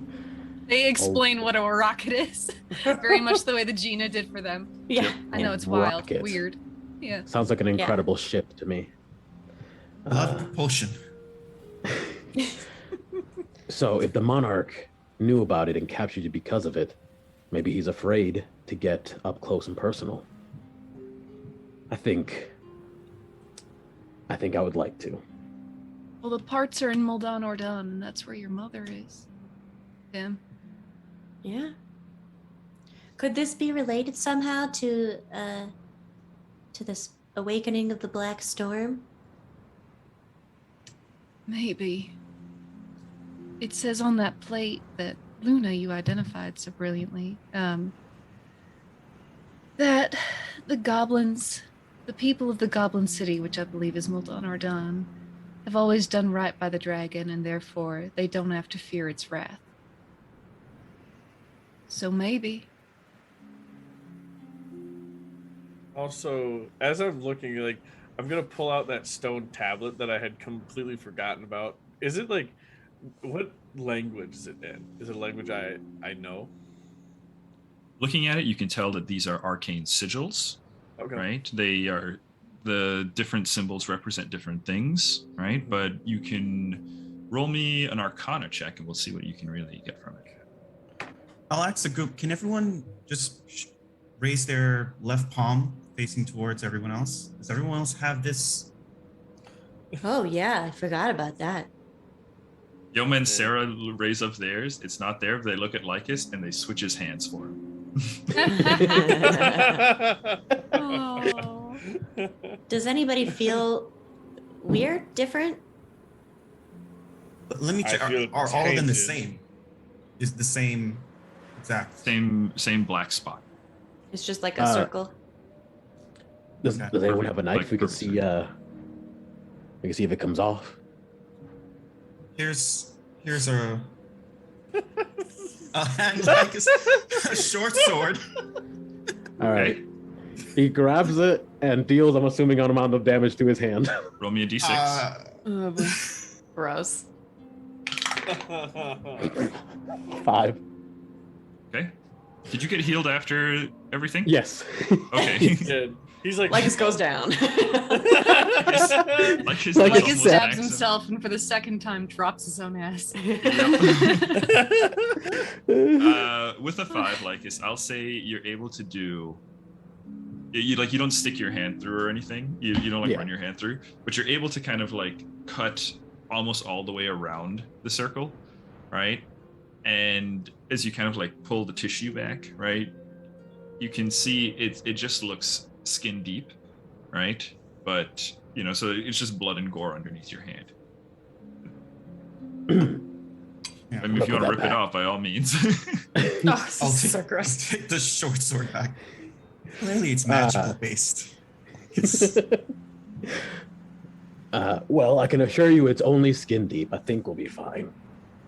Press, as you look at yours, the canaries, as they kind of flutter around it, they very much avoid it. Mm.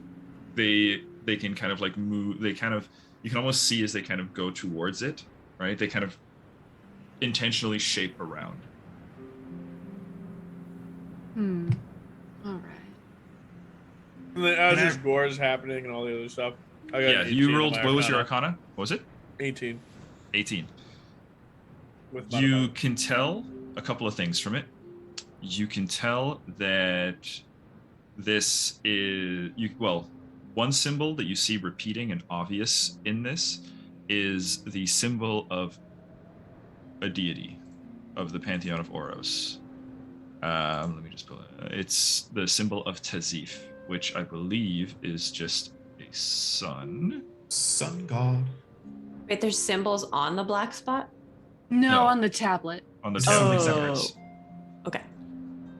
And gotta pull a Tazif symbol is so you can see the symbol of the sun repeated throughout the sequence of sigils, right? What spell or magic is pertaining to this tablet, though? You unfortunately, your check wasn't high enough. It's a pretty high check, but you do get that part at least. I'm gonna cast, start ritually casting Detect Magic, and it's a 30-foot radius, so they're casting it on their hand, but it'll hit the tablet in 10 minutes time. Okay. You begin your cast. Anybody want to do anything else in that 10 minutes? Or In the meantime, I'm saying, so Lycus, this is how I think I'm going to move forward when it comes to these things. This is how I think you learn better by doing first. What do you think? You It's agree? just blood coming out of the hand. Just It's yeah, like- still gripping. It's like, yep, 100% agree. We'll have Yes, Edenor and check then that I'm out like, later. all right, well, girls, here's another I- unlearning opportunity. Let's do some first aid. So he takes some bandages, start wrapping the hand. roll me a medicine check, please. I don't know. Yep. Can you have the girls roll a medicine check from my other hand? It's not actually hurt, but I want them to bandage it anyways. Just to look cool. Actually, I got a 25 on that. Teach them first aid at a young age. Or no, not 25. Sorry. That's Valuable 23. skill. I did my math. If they're going to be on our ship, it's going to be important. Yeah. So it's a 23. So I 23 want for medicine? Yeah, Yeah. You can stitch them up easy peasy. Lycus, you gain back you're back to full health. Sweet. Essentially, I'm walking them through the whole process so they can kind of understand it. And yeah, during those 10 minutes, I also want to ask Luna specifically. So Luna, I had a moment with Ednor, and I extended the offer to join my crew. You were the first one that I met. What do you say? Would you like to be a member, an official member of the Merry Folk? Do you usually require a ship first before having a crew? Nah, that's semantics. Who gives a crap about that? So we're more like a wandering band. The only difference between a wandering band of adventurers, bandits, murderers, and pirates is the ship they're on. I think we'll be fine. We'll probably find a ship today. I think it's morality. I see what you're going for. So long as your adventures matches with my goals, then I can agree. What can I say? You have the most amazing luck in an individual that I've met in my life. Yes, I can definitely say that. I've been told many things about my luck, and I'm glad it's continuing. Welcome to the crew. Yes, I can definitely say I've seen very few fall from nearly 100 feet and survive and pop up and begin fighting. So, I mean, it Quite sounds fast. like you did that too. Oh, see, but I have wings. Fair enough. Oh well, yes. Oh, you're talking about my crash landing. Yeah, you Yes, fell on your head. Yes, I did fall on my head. That is very true. That there was other events involved with it, will of the gods and whatnot. So yes. Yeah. Typical. Based on the fantasy novels I used to read, we used to call that plot armor. Yes. I would not be surprised if I just had a little bit of divine intervention at that moment. As I praise Tazarin to this day. Can I ask you something? Have you ever heard of anyone named Ben Zayed? Roll me a history check or religion, your choice, whichever is better for you. I'd like to roll Arcana on this hand thing afterwards. Yeah, we got a few checks going on that. That is going to be a 19. I'm gonna text you something real quick. Or yeah, let me just text it to you. Let's see. Discord or on phone? Yeah, Discord. Okay.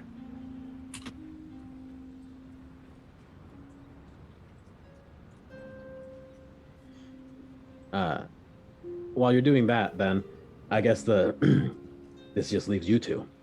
What do you say? Would you like to join the crew of the Merrifolk? Ah, yes. We're gonna reshape the world. What? Well, So, I don't know. I just met you guys. I mean, I know Luna. I have things on my to-do list. And we'll do them with you. That's what being part of a team is about. That's why Very you have a easily crew. convince him. Yeah, he's you just say what you want. That's Listen, cool. I mean, yeah, I want to go to Moldon or Done and see. I mean, I think there's a couple reasons to go there now, but I think my mom is there, and she's for some reason allied with this Varanya person and is intent on awakening the Black Storm, which just does not seem like her. So I got to figure out what's going on there. well, we'll do that. We'll help you with that. And whether your mom needs saving, reminding of who you are, what she is, whatever, if we would have to kill her, we'll help you out. Don't worry. I don't think it's gonna can't be an option. even entertain that as an idea, but thank you. Of course. Welcome to the crew. Pim, you said your name was, right? Yeah. He extends his hand out to you. Gives you a little shake.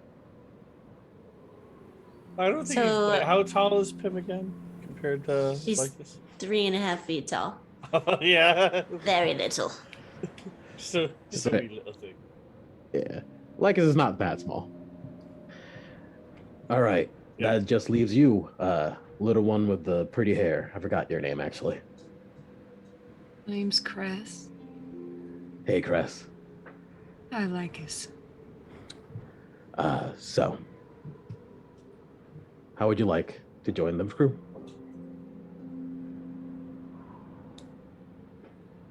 Am I right in understanding you'd be the leader of this crew? Well, I mean, to some extent. What a figurehead is. I'm aware of what a figurehead is. Yes. That's kind of what we. And like I look like eye towards Ednor. That's kind of the Yes. situation here. In my opinion, a leader merely ensures that his crew is happy, healthy, and able to keep going. And that's all I plan to do. That's noble. I'll go where Pim goes. Aww. Well, then, for now, Provisionary, welcome to the crew. All right. I don't know if this is your first time, but congratulations, you're pirates. I'm not a fucking pirate. It's the pirate life, everybody. No, it Freedom. ain't. Pim's and gonna fun. do a little happy jig because she's excited to have new friends. Like to dance with you. It's pirate party time. He's happy. Yoma and Sarah are starting to dance with you guys as well. Leans over to Luna.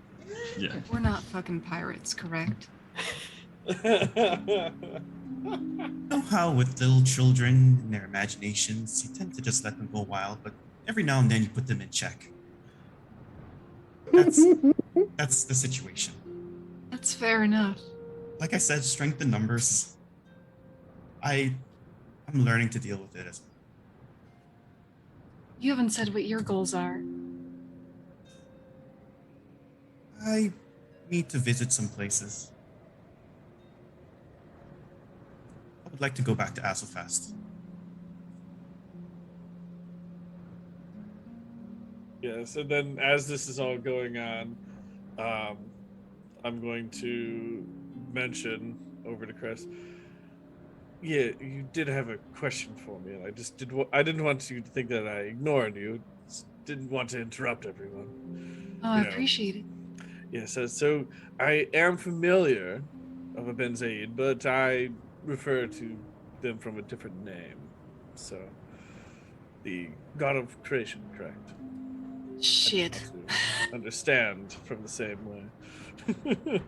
Wait, no, now can I... Is the name just the God of Creation, or is it something else? Well, Start with a the- B? Bay. Oh yes, let me. No. No. I texted you the name. B-A-A-N Z-A-Y-E-D. No. The other name in that text, Max, is what they're going Oh. for. Thadril. Thadril. Yes, so Thadril. So Thadril is in the Pantheon of Oros, known as is the god of creation from the Pantheon of Oros, Yes, Benzid is one of the names of Thadril. Yes. The god or of an creation. incarnation or something. Yes. Okay, cool. That is how I'm Sast, the aware. God of Creation. You blaspheme! Listen, he was not answering my questions. A god is not required to answer that of a mere mortal. He didn't tell me he was a fucking god. He was just there. All right. Whoa. Oh, You just see Adnor is that taking on one knee, start doing it like a silent Hail Mary. Also just like, You know, as someone who's semi-religious too, because I'm from Azulfast, I'm there with Ednor, like it's he didn't tell me. Adril, please forgive those for those trespasses against you. You know what? No. Forgive those who Adra, trespass against you, Gene. if you want to hold a conversation with someone, you got to go both ways. He just shot at the sky. Yeah. It's like, oh. You cast detect magic. Yeah, and I will say, because it's a 30-foot radius. They put down Granny Mouse Tippet, the high top leather boots, the rusty iron sphere, the stoppered flask, the stout winged quarterstaff, and the unidentified scroll, as well as the black spot. Get them all in one. The So, tablet. Let's see. And the tablet. And the Wait, are tablet. you detect magic or identify? Yeah. Detect Detect magic. magic. I don't have identify. So all of those things glow. You're aware all of them have, a magical essence to them. I will say too, though, right now in the state of the world, being as it is, when you cast detect magic, you also see just sort of like almost like weird pockets of mist off in the distance, right? Just kind of lingering around in various areas, kind of almost like flowing like magical wind, as it kind of just like wisps through fallen trees, across the sands, that kind of stuff, right? Okay. As far as the items go, tablet, as you kind of like observe things, the tablet gives off an essence of conjuration magic, right? Very, very clear conjuration magic. But I will say, mists kind of, as they're kind of moving around, they do kind of linger as they pass by the tablet, right? The tablet almost seems to draw some of that mist towards it, right? Edenor is holding the tablet, and everybody is there, but only through the lens of your detect magic are you able to kind of identify that mist is lingering around the tablet. Okay. As far as the other items go, let's see. The boots give off a sense of enchantment, right? The staff is odd. It doesn't quite give off like a particular school of magic as much as it gives off like a sense as it can amplify your magic. It's not pertaining to any one particular school. It's more of like an item that can make magic stronger, right? Okay. So I don't know if you can. It doesn't really fall into a good school. Almost like evocation. Yeah. But the stoppered flask definitely gives off a sense of evocation magic. Sorry.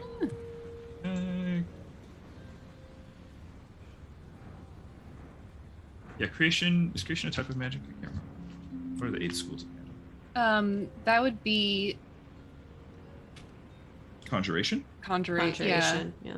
Conjuration, maybe transmutation. Yeah. Yeah, so I think it's going to give off maybe like a mix of those, let's say, right? Because it does kind of different things. And then what do we have left? Sphere? We've got the rusty iron sphere. Okay, rusty iron sphere. Let me just pull it up. Are you like crouched down with the items lined up in front of you?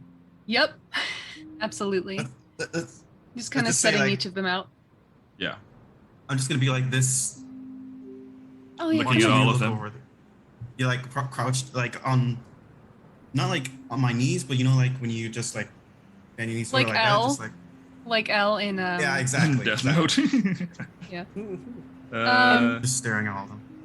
I think while you're doing this, Pim is just like peppering Lycus and Edenor with tons of questions because she's never like seen a lot of creatures like them. Like, Lycus, does it hurt when you transform? Edenor, does it hurt when no. your wings come out? How often does that Let happen? me just Can give you them the answer control to it? this. yeah, she's just The stupidly iron peppering. bands give off, because again, it doesn't really fall into a great school here. I'm going to say abjuration. It gives off like a sense of the ability to, a school of magic that's resolute, protective. Gotcha. And then we've got the unidentified magic scroll, Granny Mouse Tippet, and then the black spot itself. Okay, let's see. I want to see. Did you rob While a you're store? looking, no, kind A of. magic store. Edenor walked in on me looting. Yes. As a Right, spider, so- just sticking things to themselves. Mine. So they will say Scroll to is hardcore Lunazra, abjuration. abjuration. As Luna is crouching down beside them, they'll say, "You can take a crack at identifying these. I'll let you know what sort of magic's surrounding them in just a sec." Oh, I thought you'll never ask. I'll Just two nerds. And, like I'll start Ednor on- is still a little bit like shaken that like Cress quote unquote sassed an elder god. So No, I can't identify. I don't have a pearl worth 100 gold. Shit. I have I can. I'm pretty good I at would- just Some looking at gems. things and gathering information about them. If you want me to take a back at anything. The tippet is also kind of like the rod. It's a magical item, meant for utility, right? So we'll say call it enchantment. I think enchantment is what the school would be. It's anyway. complicated. Yeah. And then the black spot. Black spot, strangely enough, does not give off a sense of magic. Whatever it isn't magical.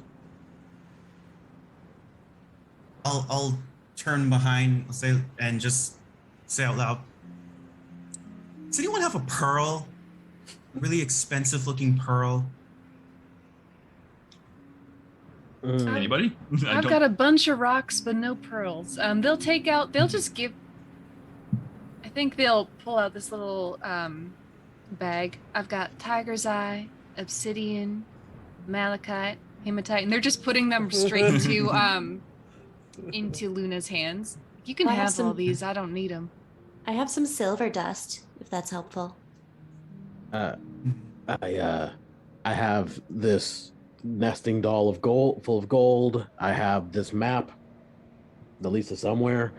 Yeah, that's about it, actually.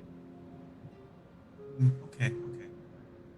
yeah, I have the other nesting dolls. Like, can we take the gold out of the nesting dolls? It is nesting dolls of the pantheon. It's kind of blasphemous. Oh no! I was Can I going also- to mention that earlier, but we've had so many things going on. I just David, I'm really sorry. would really I know appreciate this it is if a we lot put it in a of pocket. No, you're fine. shit all at once. You're fine. There are some other objects that Cress has on them. Lucavir's agate ware cup, that ring with fucking half of a prophecy, and then a rosewood puzzle box. Do they give off anything? No, none of those are magical. Cool. Those are sentimental, Yes. but not magical. Horrific. And then the white rock that Pim gave me. White rock that Pim gave you. I don't believe it's magical. I'm just making Just- sure it's just that a rock. it's a can't. That's not a boulder. Okay. It's very It's a chan- simple It's a little rock. 100. Is it a chance? It is a petrified 100 gold pearl. That's kind of. Is I it was a like, chance? maybe we could use this. Is there a 1 in don't 20 have a- chance? Even? I'll get up immediately and what was his name?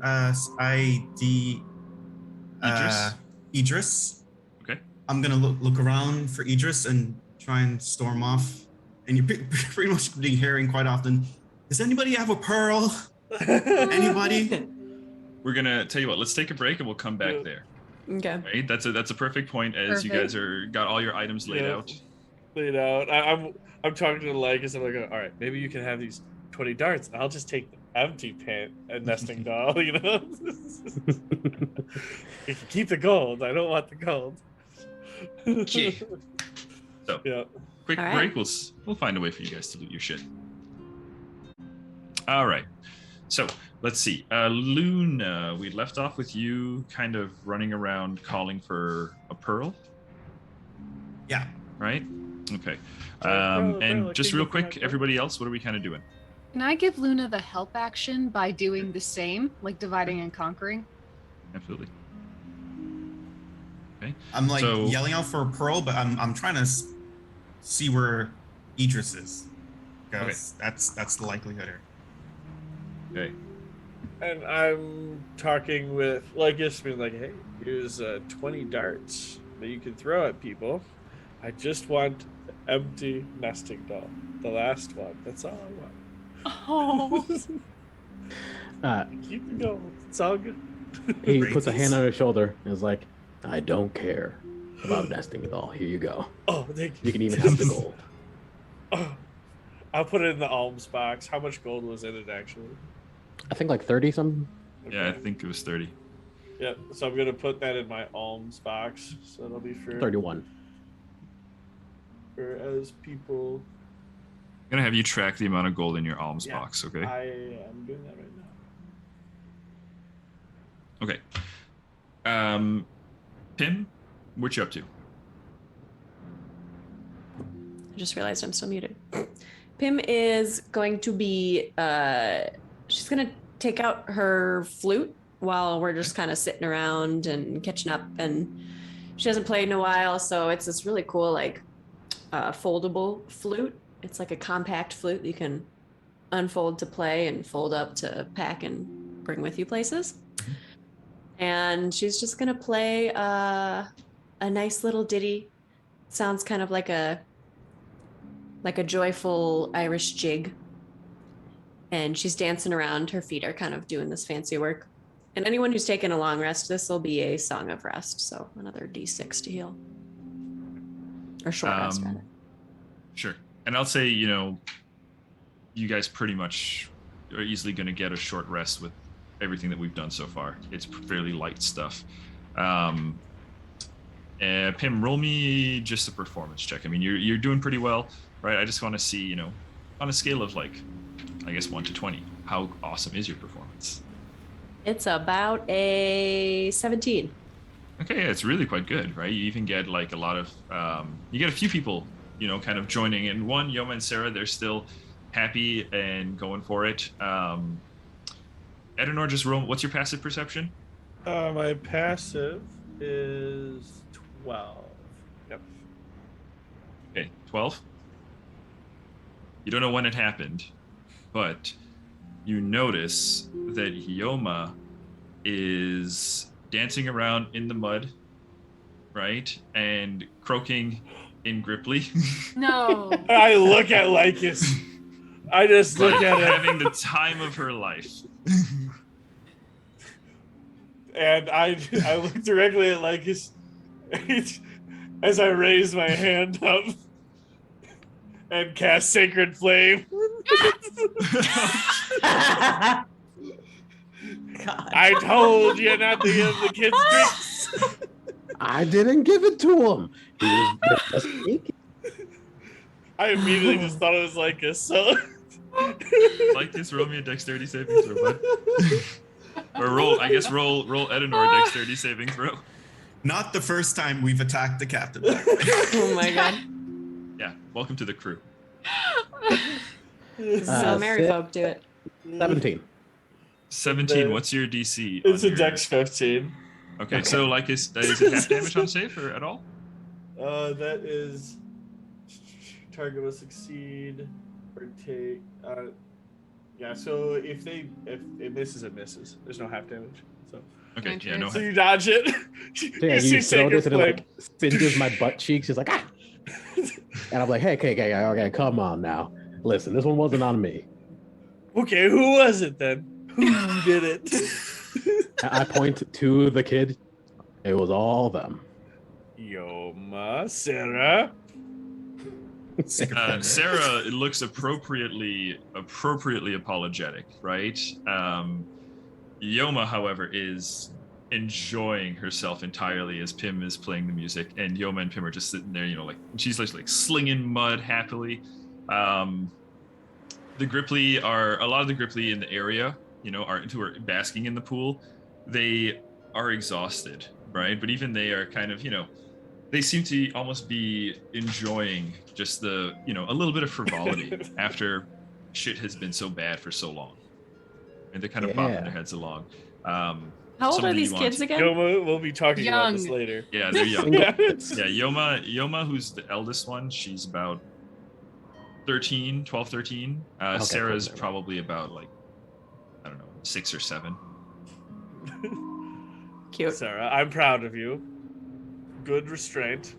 Yoma, we will have a conversation later when I can understand you again. I give Yoma a little wink, behind Ednor's back. It's like, Oh my god. I mean, Meanwhile, all that Dad! Dude, this is how we're going to keep Max from burning down villages. Even children. That's funny. While they're having fun, can I just take a brief aside and go over to Luna and Crest? We're both. They both kind of took off looking for a pearl. Do you have a pearl by any chance? Oh, I can okay. trade you something. Yeah, that's what they're doing right now. Yeah. Gotcha. Well, whichever one I find first, I guess. Okay. Whoever's nearest. We're gonna just kind of keep them together, right? So I'm gonna say actually you probably do catch up with them in just a little bit here. The two of you, the first thing is you guys are kind of looking around. You're passing many, different like small huts, made of dried mud. As you kind of walk along the riverbed, the soil beneath is just cracking as it is now like that dry. As you're kind of making your way across from the pond, kind of underneath this big tree, where it seems like most of the huts are gathered, right? You can see, as you're calling out, a tall furbolg steps out of the tree, out of an entrance of the tree, and kind of leans forward tentatively. Can I help you? Hi there. Oh. Looking for a pearl. Looking for a pearl? Looking for a pearl? About yay size? I am but a humble alchemist. I'm afraid I do not have a pearl at the moment.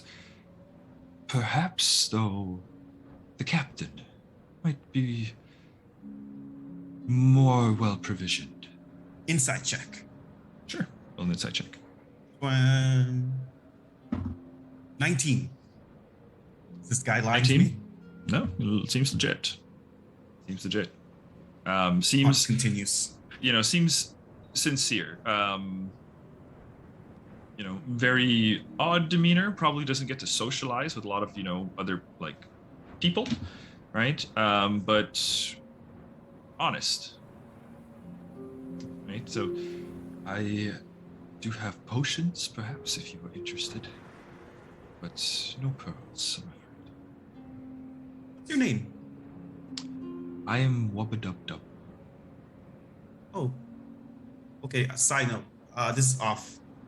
Wubba-Dub-Dub was a furbolg? Furbolg, yes. I kind of thought I shaggy also hair. thought it was a I thought it was a gripply. gripply. Same. No. That's what the gripply Wub-Dub. calls. That's what Gub-Dub is the gripply. Dub. Yeah. Okay. Gub-Dub. There's lots of dubs. How did I get confused? I don't know. And Wubba-Dub says, yes, well, if you ever need potions or the odd herb identified, whatever it might be, you can always find me under the Shlubub-Dub. The Shlubub-Dub. Oh my God. Send help. One moment. You see a moment of irritation crack. Sound it out. This is the Gripply. I forgot that this was the Gripply language until we remembered his name. So a lot of Yoma right now is like she's just scanning. I actually would love to take a look at the herbs you might have and the potions. I don't have a lot to trade, but I can do something. What do you think, Luna? You might want to restock. That seems prudent. Sure. My name is Lunatra Elwins, I'm Chris. by the way.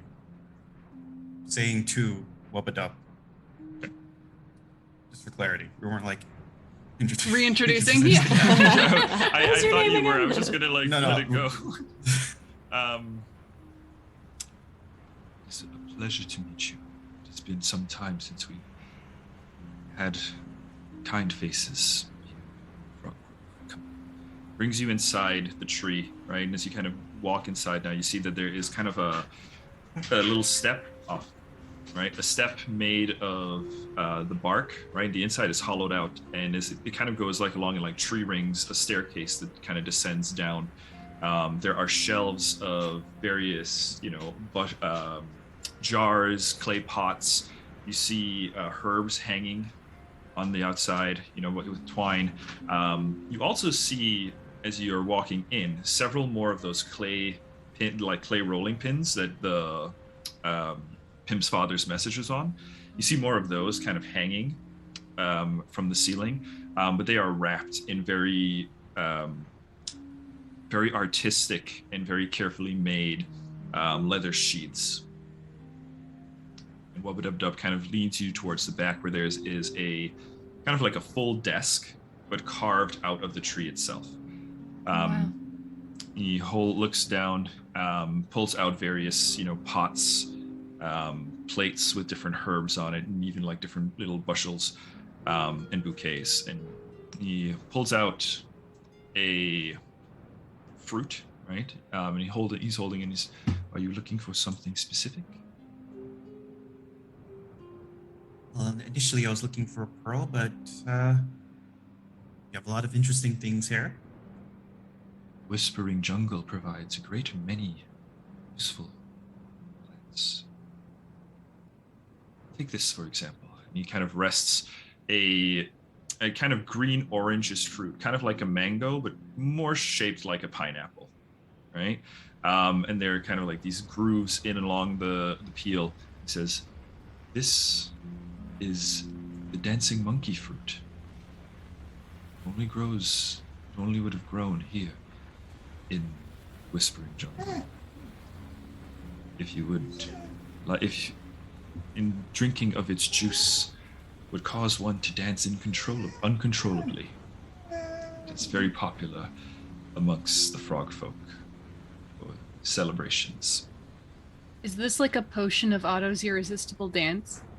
Actually, Fruit? it's just the property of the fruit. But it does kind of function similar to it, right? So there is, drink it, save. If you fail, you dance uncontrollably. Is it a fruit or is it juice? So the juice of the fruit is what it would. Okay. But you could try eating the fruit. You probably still have the effect. Okay, just checking. I have You things. Do you have any of the herbs necessary for healing? And they'll list off the herbs that because they have an herbalism kit, but I imagine they Yes. have to collect new herbs. Yes. Yeah. So they will list whatever they are in this world. Okay. He slides out towards you a plate of these long, thin, dried leaves, right? He goes, the menga leaf. MENGA. Once they are dried, you can ground them, dissolve them, and work them into a tonic, and it would create your healing potion. You can get. There are 10 leaves on the table. I would You love can to- make, you basically use a leaf per potion depending on your check. All right. I would love to purchase or trade for these. I'm not sure what you'd prefer. Correct. What is your form of currency here? It's been a while. I typically don't sell my wares. I don't see a lot of traffic here in this deep in the Frog Grove. I primarily trade with the Gripply what I can, or they also provide me various secretions that are useful for my purposes. I would be interested in trading. Perhaps, what do you have to offer? They'll pull out. They have a bunch of stones that have just ended up like accruing as we've gone Sure. through our travels. There's hematite, malachite, obsidian, and tiger's eye. They'll kind of just like pull them out. I don't know if you have any use for stones as an artificer. Holds up the tiger's eye and he goes, this certainly is lovely. I will trade you for this one. Much obliged. I have 10 manga Manga leaves. leaves. I was gonna call them sticks. All right, 10. So you manga. can use them to make healing potions, right? But there's other things we can probably create with them. It is around this time, Lycus, Ollie, let's get you in What's here. up? So it's around this time you kind of catch up and you kind of you walk into the tree and you see these two kind of talking to Wobbadub as they are, overlooking the different herbs and, discussing potions and that sort of stuff. Yeah, Lycus runs up. Hey. So, ooh, you guys, you're the brainy ones. So I got something I wanted to bring up to you. While we were hanging around, I saw some glimmering lights in the distance. I looked away because last time, Luna, I it know. didn't end so well. And I like that you learned as well. You really are Yeah. do first, learn after. Oh, of course. How else do you learn things? Read. Continue. I think I'm literate. Don't worry about it. So yeah, there was this thing. It was off in the distance. I did forget because I got a little froggy. But you guys, any ideas what that might be? Well, my assumption is that for constant daylight, it must be some sort of reflective surface. Maybe a ship part. Maybe something buried and part of it sticking outwards. It reminded me of being at sea, the horizon and the light. How far would you say this was? David? Roll me a survival check. All right. At advantage. You're used to looking at the horizon and measuring. Fuck yeah. 14 and 13. Plus 3. 17. About 25, 30 miles, somewhere in that range. Yeah, I would say 20 or 30 clicks that way. All right, so at least a day's trek. Mm-hmm. If you're moving. If you're hoofing it. I ain't walking 30, 40 miles right now. As a human. Yeah, but you have wings in the game. In the game, I have wings, but it's also hot. It's hot as shit. Okay. Maybe we can ask the Gripply if they know, or the Kiguana. That might save us some time. There's That's a good also suggestion. our snaky friends. They maybe had a better vantage while they were still flying. All right. Well, let's finish up here and then find that captain. They were saying maybe he had a pearl. All right. So, Wubba-dub-dub, I'm so sorry. Did you have any look at the scrolls? Yeah, I was going to get to that too. Sorry. Yeah. No, they're looking at Luna and like kind of intuiting this curiosity about magic and this learnedness. Do you think you might have anything that would entice our friend here? And what might you be enticed by? I have various recipes that I've collected for various potions, and on this side, various stories that I've recorded of the Gripply. And as you guys are looking at these, both you roll me investigation checks. Can I just assist Luna understanding that she's much more capable than me? Absolutely. My Peering roll over her advantage. shoulder. first roll is a 25. Yeah. Woo! 25. Okay, Luna, as Wubba-dub kind of handles one of the clay scrolls, brings it down, right, and kind of, you see, sets it upon the table, unclasps, unties a couple of different little knots and rolls it out, right? You see that it is a clay scroll, similar, it is like a clay rolling pin, imagine that, right? And that's where the symbols are on. So that's kind of what you guys have with Luna's thing, right? But you see as he kind of pulls it out, you can almost see those same symbols imprinted on the worked and artisan leather that is kind of rolling out on. And you can kind of realize, just kind of glancing at this, that this strip of leather seems to be as important as the scroll itself. It seems to be part of the scroll, right? And as it kind of rolls out, Wabadub kind of, holds onto the pin and just kind of, rolls down slightly as he goes, kind of showing you the different symbols, and as they kind of reveal themselves as he kind of rolls it back. You said this was supposed to be. This is a story? This is one of the stories of the Gripply. Right? It tells the story of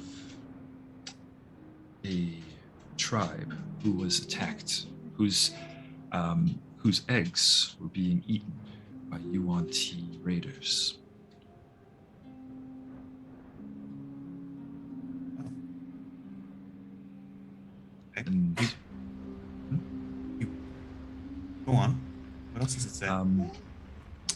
It talks about a brave creature coming to the defense of the village and earning the favor of the Pond Mother.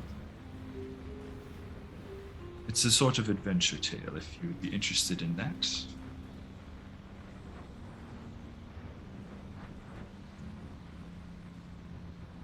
I mean, right now I'm thinking like I just got the synopsis of it, so yeah, like, yeah, that's fine. Yeah, you're kind of like, well, you just gave it away. That's fine. You're telling me Luna is the kind of person who reads the back of the book and goes, good enough. Yep, count it. I'm gonna mark it on my Goodreads as read. Yeah. So, he kind of gestures around. You gather that there's nothing particularly like spell scroll nature, like nothing that would have spells, but potion recipes and alchemical formulas, those are present. You could see. I would like to read those. Okay, so he's willing to pull it down, but he's kind of holding on to it, kind of almost possessively for a moment. He goes, "Did save my own. I thank you for the aid you provided, Frogfolk," and offers you the scroll.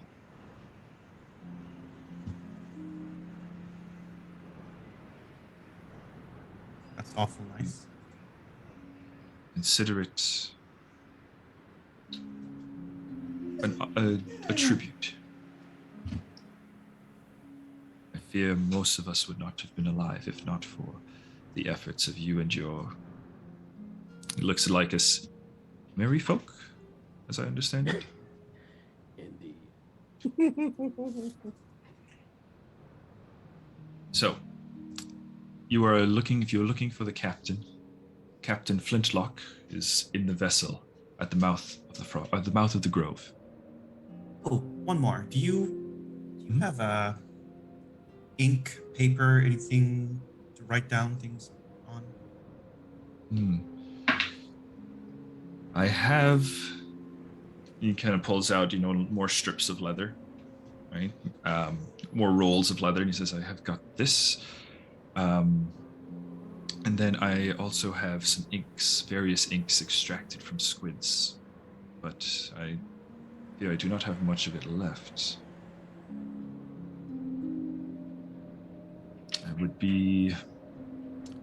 I'm hesitant to part with it. If I should discover further formulas, perhaps something to keep the Gripply alive. I would sorely miss my ink."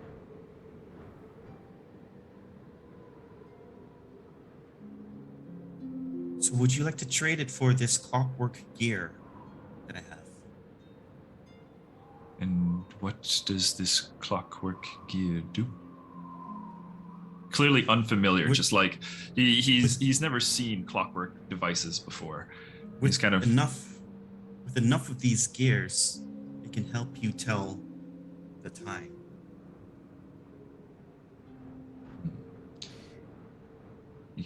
You see his interest kind of wane a little bit as he goes, "Time hardly seems to matter." Cress will pull out their disguise kit. Okay. I don't know if this would do you much good, but I know it's worth something. If Luna needs this, then I'll happily part with this here. It helps you kind of go unseen. Kind of strokes this long, kind of scraggly beard. I'll take for my last bit of ink. I will offer you. I will trade you for your clockwork gear, your disguise kit, and one more of those pretty stones. All right. They hand over the disguise kit. Goodbye. And let's do is hematite? Sure. That pretty still? That's pretty. It's got nice red veins and streaks in it. Yeah. And Luna, you have a pot of ink. Well, thank you very much, Cress. Yeah, of course. So I wasn't trained for this. the rest of you, as Lycus, Cress, and Luna kind of emerge from the tree, you guys are still partying, or after a little bit you rejoin them? Or what are you up to? Yeah, I think at this point we're kind of wrapping up the song and heading over to rejoin the group. Okay. Has the effect started to wane off of Yoma at this point? Yeah, she's taking a nap. Like, she danced a ton, and she is ready to snooze. So Sarah kind of takes her. They find like a little shady spot, where it's not too, where they can just kind of get out of the sun, and she just kind of curls up in the like a warm afternoon nap, which I am probably going to take after this. So fair enough. the two of you rejoin the rest of the group. You mentioned Captain Flintlock in the vessel at the end of the pond, at the mouth of the river. Oh, gotcha. I thought he meant Idris. Okay. Where's the UNT right now in their Mountains? Are they like camped like a little bit away? Like where are they located right now? Yeah, they're camped somewhat outside of the map, like kind of towards the south end. Right? So they're kind of like their camp kind of overlaps with the ship. So they kind of attach to those guys. They haven't gone into the village proper. Got it. Okay. So you guys make your way over there? Yeah. Hey, gang. Where are we headed? A bear. We're headed to Captain Flintlock for a pearl. Oh, cool. I'm in. I wonder if she has any equipment as well. We need some saws and hammers and whatnot. Oh, for what? Well, I'm thinking of doing a little project to help the poor Gripply here. To maybe build some sort of structure above their grotto so the sunlight is not beating upon it. So hopefully, maybe upon the morrow, after we get some, well, I guess there's no morrow anymore, but once we get some rest, we could maybe help fill up or add more water, and then this can cool it off a bit. But that's incredibly generous. I was just thinking about it, being able to help. Yes, Lycus and I had spoken on it, and I believe it'd be a good gesture of goodwill. I think it would be a great first mission for the Merry Folk, as well as maybe trying to get the UNT and the Gripply to open a little more communication. Yes. These poor frogs, they're gonna need more allies. That is true. I would like to point out there there is a sense of urgency. Yes, I'm not saying we have to make like a crazy structure, just something that is going to be able to stand up and block the sun. So I imagine it shouldn't take a crazy amount of time. We just have to be able to allow the pond mother to be able to exit if need be. So yes, so a great enough exit, but I think doing something like that might be nice, a good gesture. I agree. Do what you will. Well, while you guys go speak with the captain, maybe I'll go talk to the pond mother, see if we can convince her and the captain to meet up tonight for a little chat when when things have calmed down. Okay. Sure. So Lycus is going to go to the pond mother, right? Anybody going with Lycus? I'll go with Lycus. Okay. Also to the pond mother. I think I want to go see the captain. Okay. And then so you're with Cress, Lunazra, and Pim are headed towards Captain Flintlock, right? And Edenor and Lycus are heading towards the Pond Mother. So Edenor and Lycus, I'll get to you guys in a moment, right? Cress, Luna, and Pim, the three of you make your way, down along the dried riverbed, and you come up to a ship that is pretty much intact. You very much get the impression that this ship was here, and it was more like the water just got swept away from underneath it, right? But it is, as you get closer, right, it doesn't seem to be in like disrepair or anything. It actually seems to be in pretty good shape.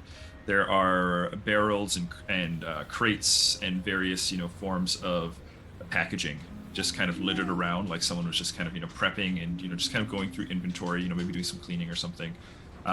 They've pulled a tarp over, right? So they've got some measure of shade. Several of the Yuan tea are kind of hanging out in the shade provided by this tarp. And as you make your way up, you make your way right over to the ship. You can see there is a gangplank that kind of leads onto the deck. Walking onto the deck, you hear voices coming from the inside of the ship. You hear the voice of Captain Idris coming from inside towards the captain's quarters, and then you also hear another voice, who you are unfamiliar with, but they seem to be in some sort of discussion inside there. Permission to board? And you hear. I'm gonna say just before entering, like if there's a door or something, but let's say before they see me, I'm gonna be casting Detect Thoughts. Okay, good to know. Okay, Detect Thoughts is turned on, right? You're able to cast that just fine. And as Cress calls out, you hear some kind of grumbling, right? And the deck of the ship just kind of trembles a little bit as you feel and hear footfalls. And emerging out from behind the doorway is a large humanoid, but certainly unexpected in terms of species. You see thick, leathery skin, right? Dried and gray, right? As you are gazing into the form of a humanoid hippo, right? Luna, you've seen Loxodon, but you've never seen a hippo man before. As he kind of adjusts, he's dressed in kind of like a English officer's sort of uniform, right? Very prim, very proper, gold buttons, with sashes kind of crossed across his chest. You see there's a monocle, upon one of his large, well, actually pretty small eyes in comparison to the rest of his face. And he's got a pistol at his side, right, with several bullets, on a belt. He goes, nice to see you all. I was hoping you'd come by. Welcome aboard the Wild Hunt. I am Captain Hammond Flintlock. Pleasure to make your acquaintance, Captain. The name's Pamenia, but you can call me Pin. Giant hand comes out and encases yours as he kind of shakes it firmly. Pleasure's all mine, Pamenia. The three of you were instrumental in the defense of the Frog Grove. As were you. I'm Chris. Nice to meet you. Nice to meet you, Chris. And you? And Pulls his hand out to Luna. My first reaction would be, my, aren't you a huge one? My name is Lunazra Elwins. My friends call me Luna, but we're not there yet. Oh my god! He kind of cocks his head, adjusts his monocle, shakes your hand. He was pretty confident and, forthright with the other two. Kind of lightly, unsuredly shakes your hand. He goes, well, I merely did whatever I could to assist, but truly, the three of you, as well as your other companions, were the most instrumental. It was rather impressive the way you took down the creature. Well, we couldn't have done it without you. You actually just in time. We were about to begin our autopsy on it. Ooh. Come with me.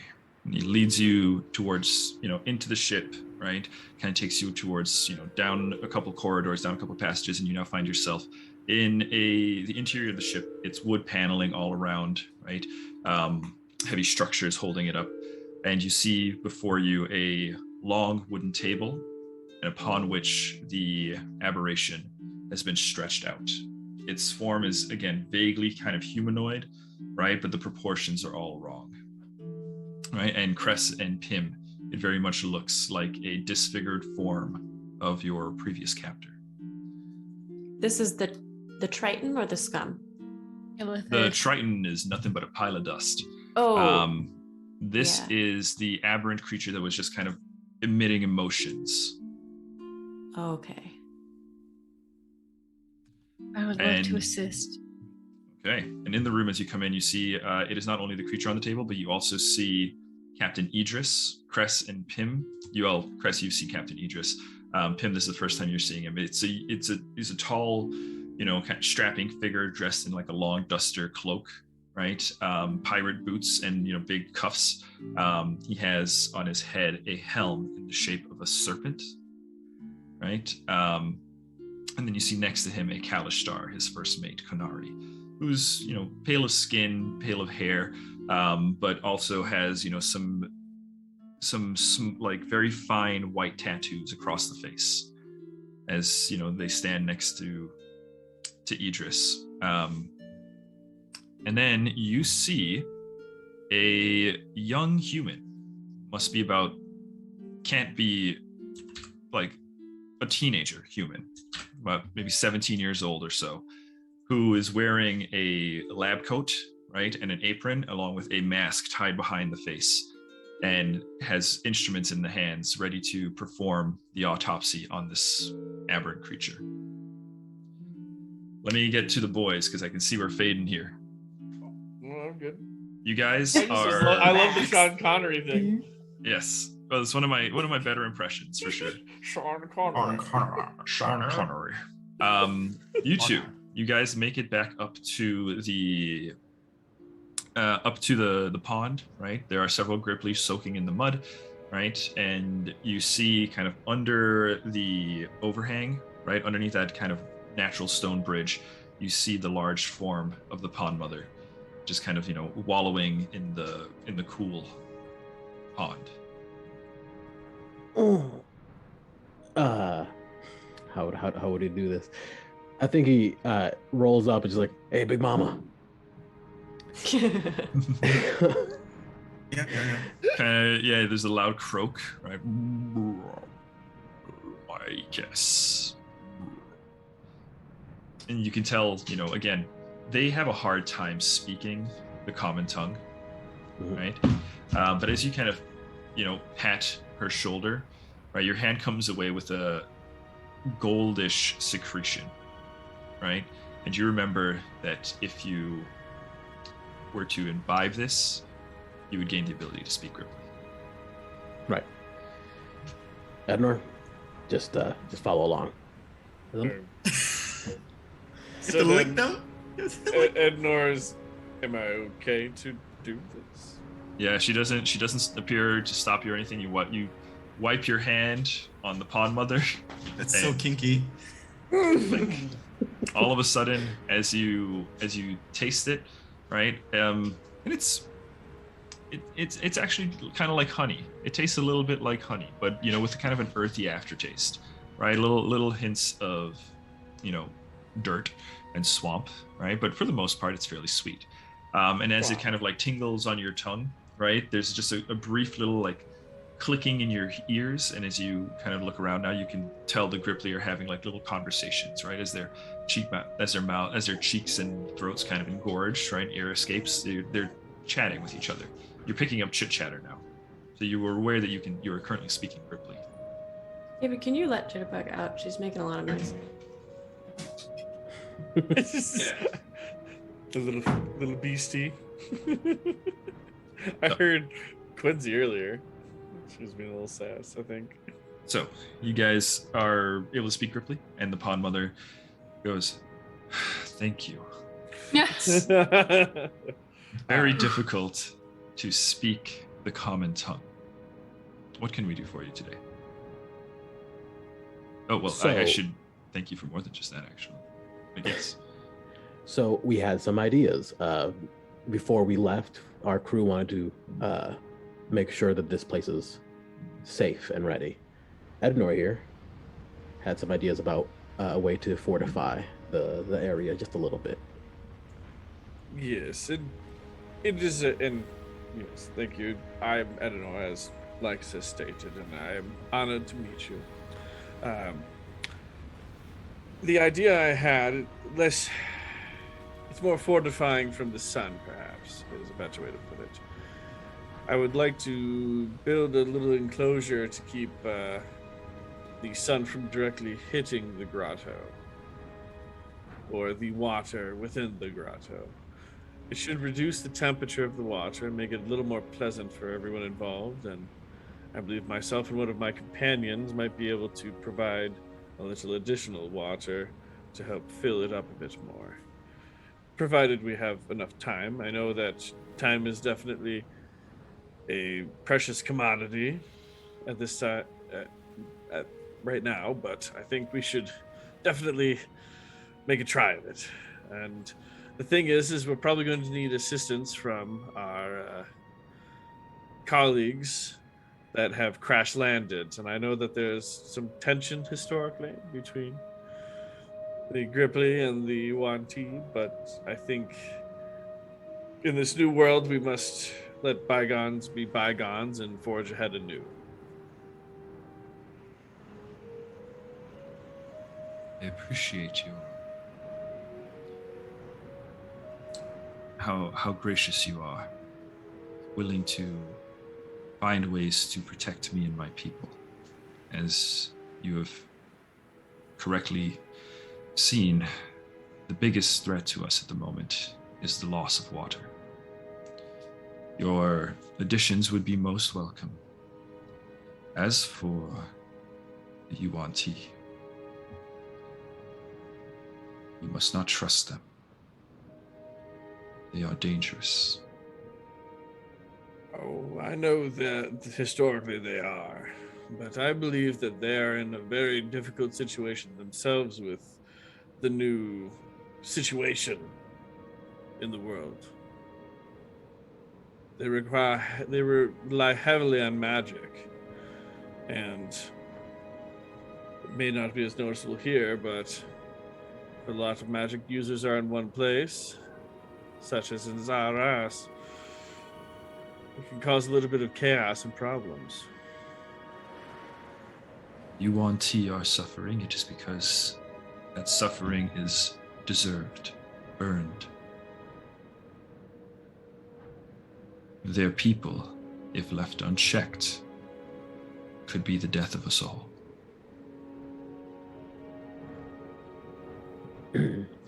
Pond Mother. Yes, my child. When was the last time that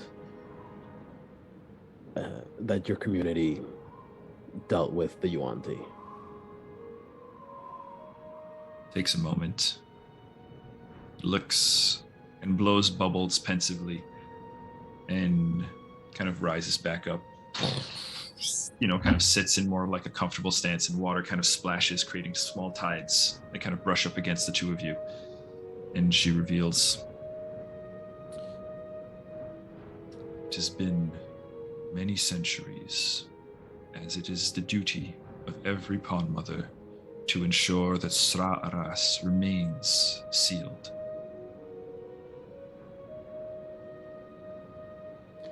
And maybe you are able to remember so far back, but most of us, well, we're lucky if we make it past 40. These are not the same people that you remember.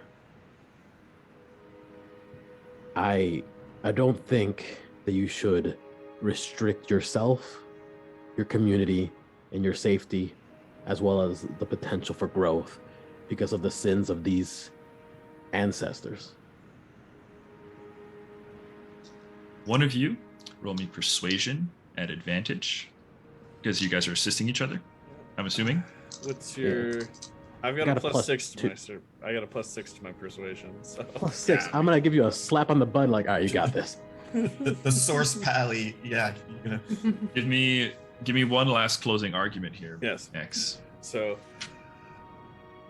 As you Pond roll. Mother, I understand the concerns, but at this time, with the world the way it is, in this perpetual cycle of daylight here, we must look to the future, not the past.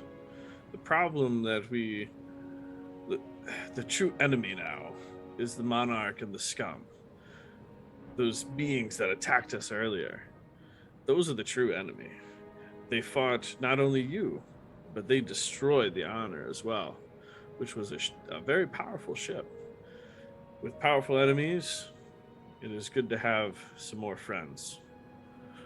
And while I cannot say what will happen in the far future, or what even could happen tomorrow, but I feel that at this time it is best that we all band together and deal with this threat as one, rather than be picked off individually. And, Roll it. At advantage. yep, and that is a 22. 22. I'm glad I had advantage because I rolled a 6 on the first one. The Pond Mother kind of again dips her head down, blows bubbles pensively. She contemplates your words. Picks her head up and goes,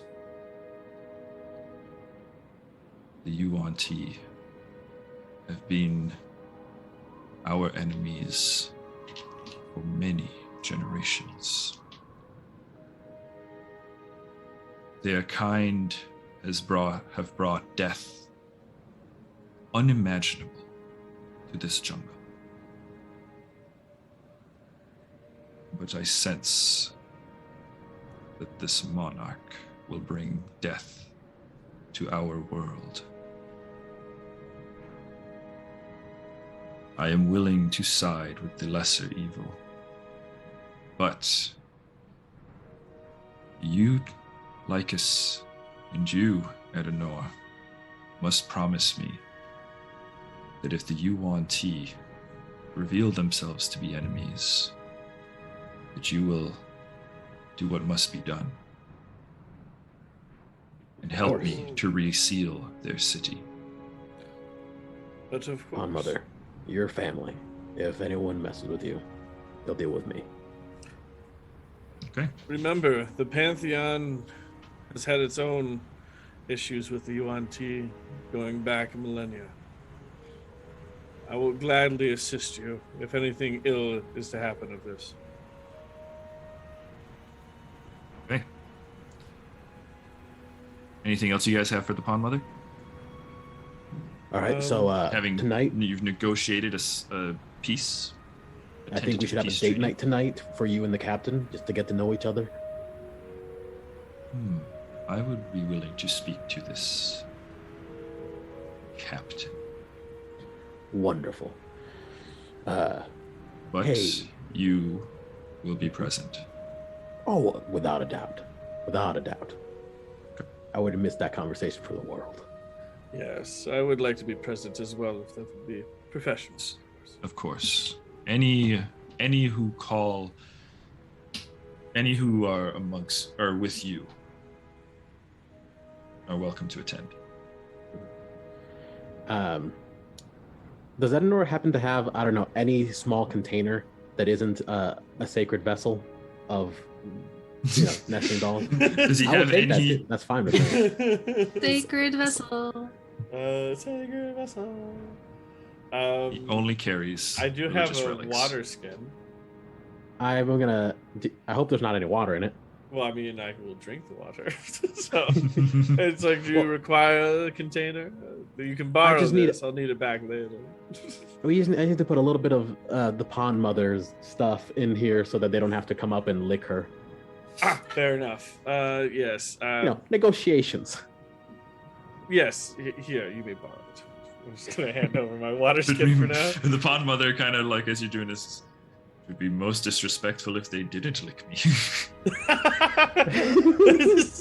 Well, Ma, you understand cultures are different. We have to work up to it. I trust We'll you. get there. So you are able to collect the gold secretion from the pond mother, just kind of like behind some of those like vents. Okay. Cool. As we leave, I mentioned to Edenor, don't tell them where this came from. I believe I can agree to that.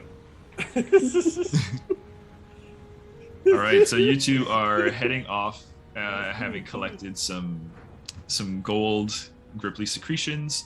The rest of you are just about to witness an autopsy performed on this weird, aberrant thing. And I think this is a good spot to call it for today. Yeah. Okay. That's it for today. We will pick up here next time, right? Thank you all for playing. Thank you all for sticking with us, and let's see what we find out or what we learn next. All right. Thanks for watching, anybody who did, and we will see you guys around in just a few days. Yeah. All right. Sign us out. Mhm. Bye-bye.